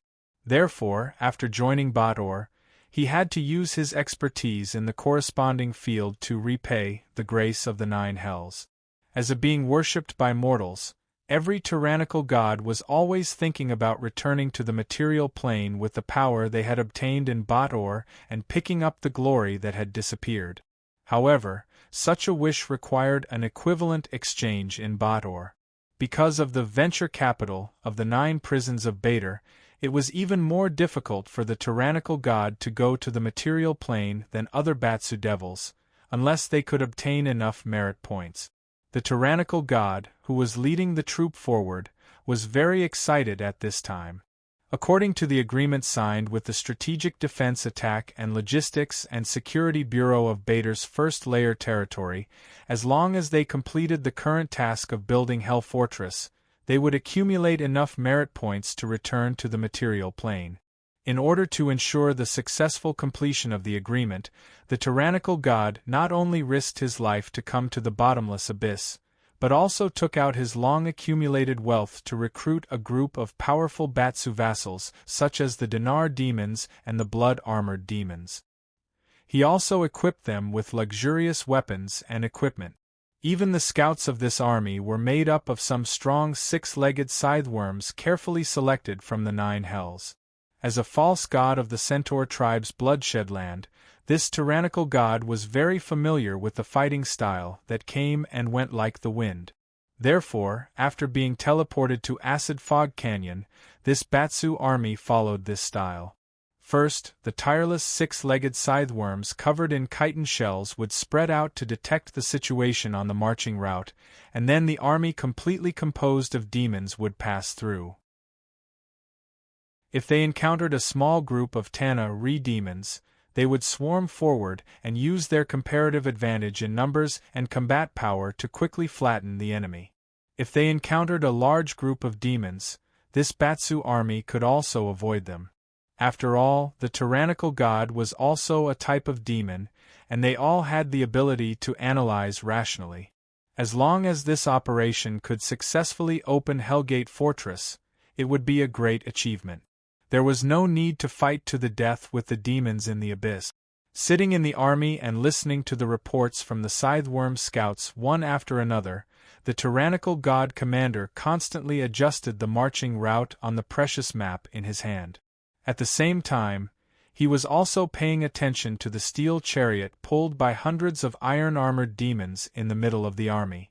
The steel chariot was built by the tyrannical god, and its purpose was to serve as the foundation of Hellgate Fortress.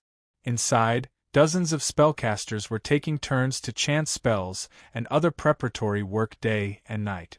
This was already the 7th day so far. There were less than 3 days before Hellgate Fortress would completely connect with Avernus and establish a stable spatial passage. Stroking the scepter in his hand, the tyrannical god was already imagining the wonderful scene of returning to the material plane and reclaiming his glory and being worshipped by millions. Fortunately, I was willing to spend money to purchase the topographic map of this plane from the great merchant Yugros. Otherwise, I wouldn't be able to pull such a large Hellgate Fortress through the abyss. Chapter 72. Acid Fog Canyon, the 479th level of the abyss. Due to the tyrant worm's creation of the acid fog worms, it had transformed the environment of this plane, which was originally soaked in strong acid, into some vitality. However, the cracked land and the dense acid fog still affected the steel chariots that were moving quickly. Every 2 days, the chariot, which carried dozens of spellcasters and Hellgate Fortress, had to change its worn wheels and tires regularly. A group of imps, under the supervision of the Gorefiend, were repairing the chariot while smearing the Batsu devil's acid-resistant blood on all the parts of the chariot to isolate it from the acid fog.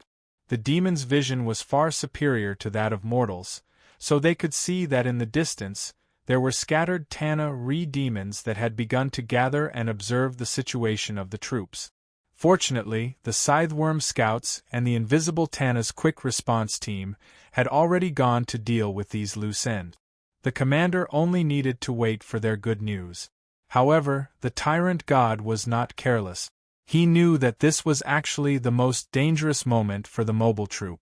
Previously, when the chariot was being repaired, there were 2 encounters with the demons that had gathered. It was only because of the large number of high-grade demons in the troop that they were able to wipe out the enemy. The tyrant god used a dark abode, spell-like ability once a day to create a temporary command post for himself. Walking in, he took out a scroll map that he had bought from the skin of the Tana demons and studied it carefully. According to the Yugoloth, this map is one of the safer routes that they had explored in the course of their trade. However, there are too many worms in this level, and the laws of the entire plane are leaning towards these lifeforms. It's not just the abyssal creatures, but also the lower-level demons will become targets if they are not careful. The tyrant god commander's thick fingers tapped on the steel desk that was covered with scrolls. Every tap was like the sound of a hammer hitting an anvil. Seeing that the troops had been moving for nearly 8 days, the disadvantages of abandoning the land of Avernus and engaging in guerrilla warfare showed. Most of the low-grade demons could not violate the worm law of this plane, and their bodies had begun to show signs of being parasitized by the acid fog worms. The situation wasn't serious at the moment, but that was only because the tyrant god and other high-ranked devils had gathered together, and the Order of Bartho had suppressed the spread of the parasites. The commander of the tyrannical divine demons was very worried that if they were besieged by more Tanakis in the next 2 days, once the losses of the intermediate and senior demons reached a critical threshold, the outbreak of the worm parasitism crisis among the lower demons would very likely be the last straw that broke the camel's back. We have to solve this problem. After all, we're already at the final stage of this quest. We can't afford to make any mistakes. Tyrannical divine demon stroked his chin, thinking of various possible solutions. A demon fly acting as a signaler disrupted the commander's train of thought. The demon fly, which looked like a child, seemed to be a combination of a fat human baby and a giant fly that had its fill of blood. As it flew through the gates of the evil abode, it was immediately captured by a force field spell cast by the tyrannical demon. The high-ranked devil, whose thoughts were interrupted, was naturally very angry, but he didn't kill the demon fly in front of him. At least, he wouldn't do so before he saw the image transmitted by the demon fly. The demon fly could record everything it saw through a spell-like ability called the Eye of Hell, and then transmit the image to other creatures. This was also the most important thing for all who endured the annoying buzzing in their hearts to enslave the demon. The image transmitted by the demon fly made the tyrannical divine demon, who was lying behind the desk, stand up on all fours. Previously, Adina and a group of scythe insectoids had formed a rapid response team to hunt down the demons who had gathered to watch the Batsu's army. But who would have thought that the 2 demons sent by the enemy would be so easy to kill? The 2 demons seemed to be made up of an unknown number of entangled acid mist worms, and the tyrannical divine demon recognized them. They were 2 groups of cataclysmic worms. However, this was rather abnormal. According to the information he'd traded with the Yugoloths, while the cataclysmic worms were a type of powerful Tana demon that could deal with the scythe insectoids, it was too difficult for them to attack and kill Adina, even if 2 groups of cataclysmic worms attacked at the same time. The tyrannical divine demon had spent a lot of money to recruit these Dina, and these high-ranked Batsa devils were in preparation for becoming pit fiends. They were the elites of the elites, and the most outstanding of them were even given the domineering title of Overlord Demon. For the first time, the tyrannical divine demon wanted to listen to the buzzing of the demon fly's messenger. He wanted to hear more about the image in detail. However, his thoughts were once again in vain. From the Batsu's temporary camp, the unique roar of the blood-armored fiends could be heard. When the tyrannical divine demon rushed out of the command post, the scene made his eyes pop out of their sockets. The heavily protected steel chariots had been overturned, and the Hell's Gate fortress on them had collapsed into a pile of ruins. The flesh of the lowly demons, one of the main ingredients, was like canned fruit that had been knocked over and scattered all over the ground, covering the ravines of the valley of acid fog. The instigator of all this was now standing in front of hundreds of blood-armored fiends that had already gone mad. His casual attitude was infuriating. "Kill this Tana bastard for me." The tyrannical divine demon didn't actually need to give the order. The blood-armored fiends launched a swift attack as soon as they formed up. Those in the front raised their spears and pierced forward, while those in the back used their energy crossbows that could shoot Hell's force to harass the enemy. As the devils of Baator who hated the Tana raced the most, the moment the blood-armored fiends and demons met, it would only end when one side was completely annihilated. Not only that, but the other high-ranked devils in the camp like the Dinah also spontaneously joined the ranks of those who dared to trespass into Baator's camp. For a moment the spirit of unity, which shouldn't exist in the underworld, erupted among the soldiers of this army. The tyrannical divine demon, who was completely enraged by the unforeseen event, also brazenly attacked. This huge Batsu devil's 4 claws soared into the air, and it flapped its slightly smaller wings and flew toward the enemy. At this moment, the commander seemed to have returned to the time when he was worshipped as the god of war by the Centaur tribe. He resolutely launched a charge toward his target.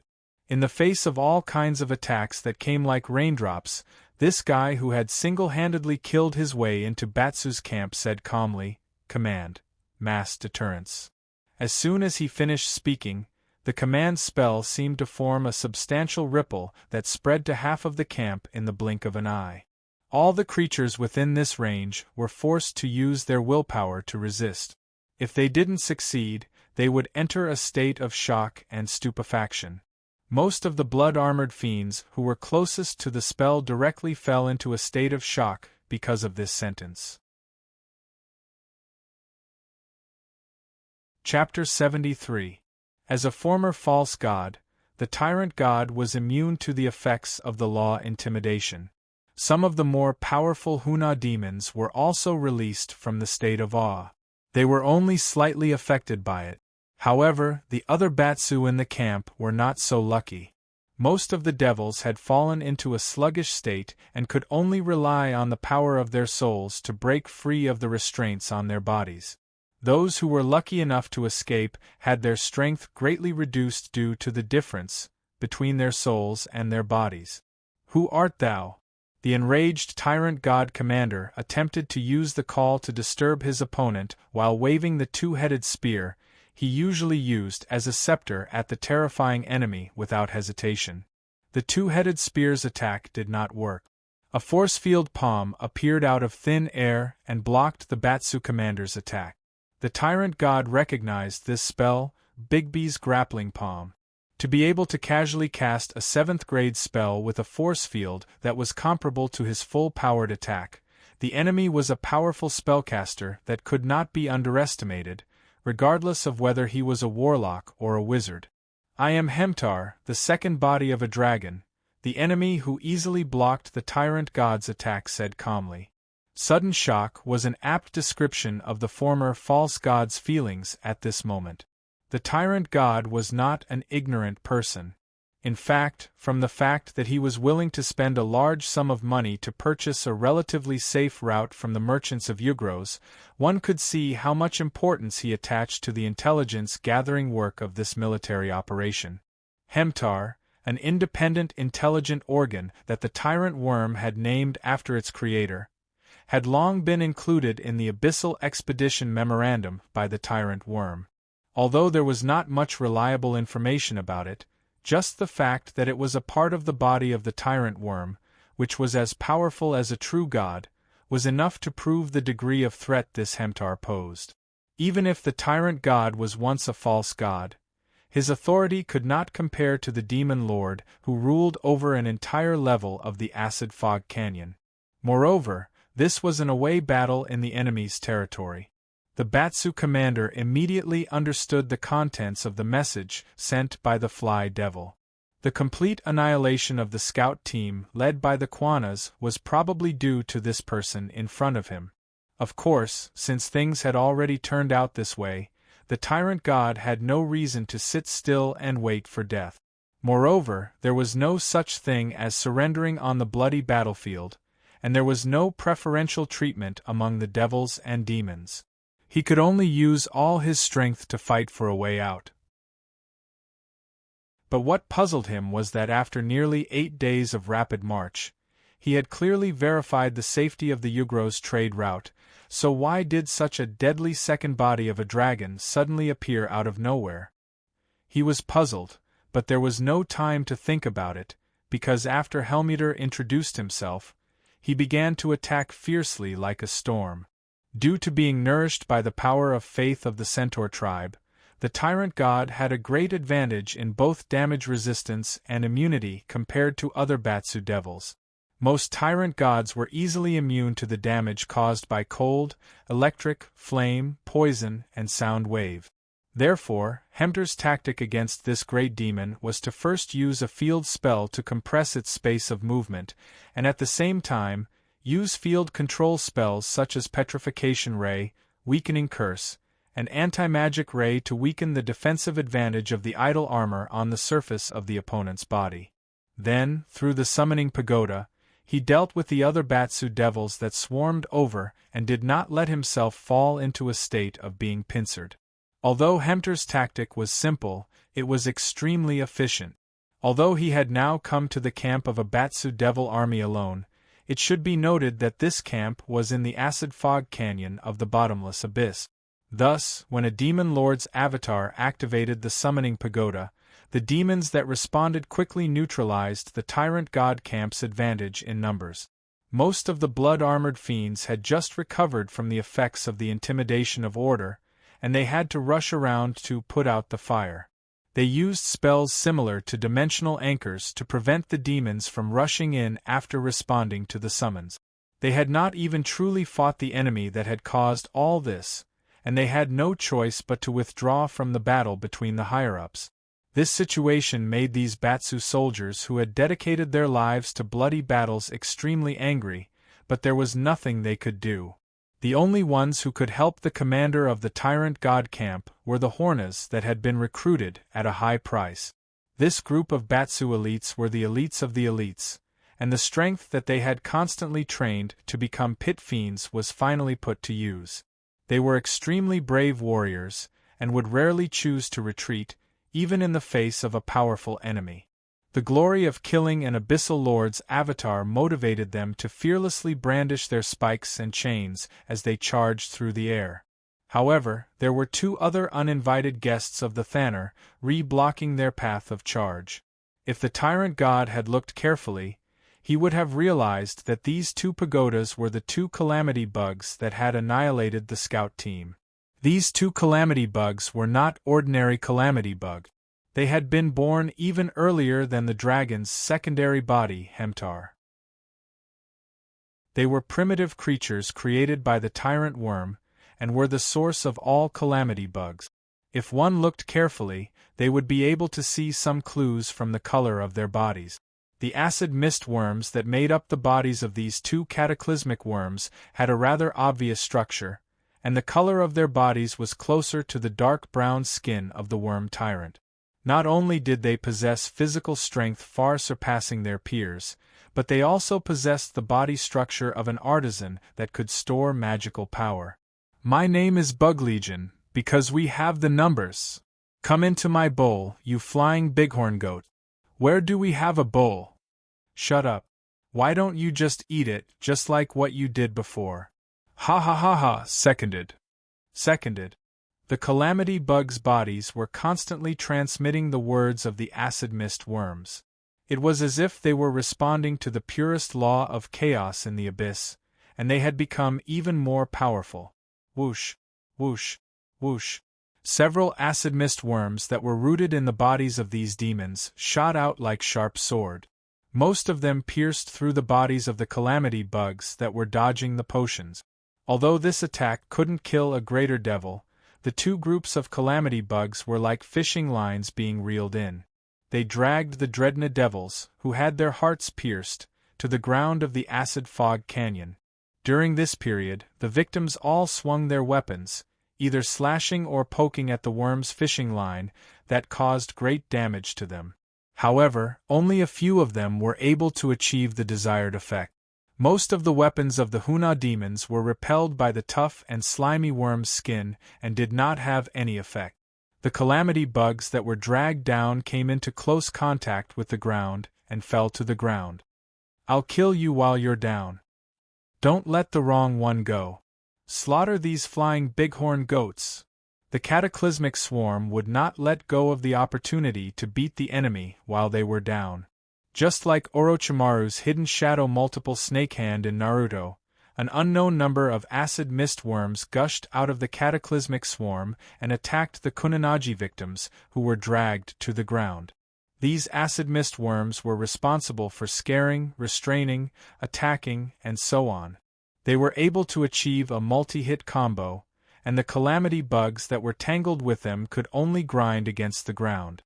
Naturally, the calamity bugs that were still in the air would not give up resisting just because their companions were in trouble. Instead, this angered the Batsu elite. They used lightning bolts and fireballs to attack their enemies, while also using their phantoms to interfere with the calamity bug's senses. However, no matter what, these calamity bugs were successfully restrained by the two first-generation calamity bugs. At the same time, the tyrannical deity commander could only face the battle with the dragon's subbody, Hemtar, alone. A total of 4 giant force field hands blocked off all the tyrannical deity commander's movement. At this time, he did not even dare to use the strategy of leaping into the air to attack the enemy, because that might fall right into the trap of the demon lord's evil clone, and he would be in an even more passive situation. Risking being hit by a few debuff spells, the tyrannical deity commander used all his strength to break through a summoned Bigby palm with his double-headed spear and jumped out of the encirclement. He waited for an opportunity and used his war priest domain ability to summon a wave of divine power to attack the troublesome enemy. As a former false god of the bloodshed domain, he knew how important it was to seize the initiative in battle and let the enemy fall into his own rhythm. Therefore, the Batsu commander had no intention of stopping or retreating. While the dragon's subbody was busy resisting the divine power and had no time to care about anything else, the tyrannical deity commander buffed his double-headed spear with enchanted weapon and flame strike. With a leap, he stabbed the extremely dangerous weapon into the body of a rampaging calamity bug. Only by getting rid of these two troublesome fellows and having the calamity bugs cooperate with him could he possibly resist the Abyssal Lord's subbody. While the first-generation calamity bugs were certainly outstanding in combat, they could not match the tyrannical deity commander in a one-on-one fight, not to mention that the latter had the advantage of ambushes.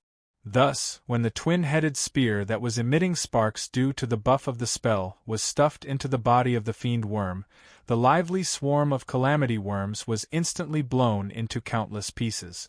The other calamity bugs that were scared out of their wits not only had to fend off an attack from the tyrannical deity commander that had activated its peerless form, but also a large group of calamity bugs that attacked with hatred. It only took a moment for the calamity bugs to walk down the same path as its companions and be torn apart by the furious Batsu devil.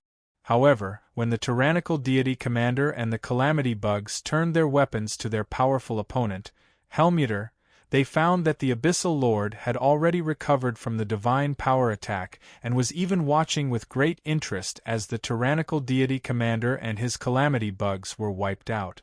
Not a bad ambush, tyrannical deity commander. But do you know why I can only stand here?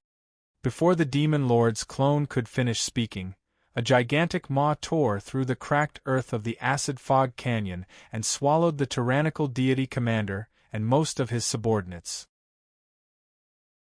The earth beneath the dragon's body continued to bulge as a huge tongue as thick as the neck of a megalosaurus connected to Helmutter's feet and lifted him out of the maw's range.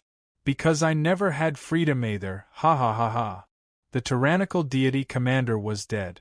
The Batsu devil that had gone to the material plane to recover its past glory, along with the Batsu expeditionary army that carried its power to realize its dream, had become snacks in the tyrant worm's mouth. You're tuning in to the Phoenix Knights YouTube channel. Don't forget to subscribe and join us on this journey to catch the most captivating stories.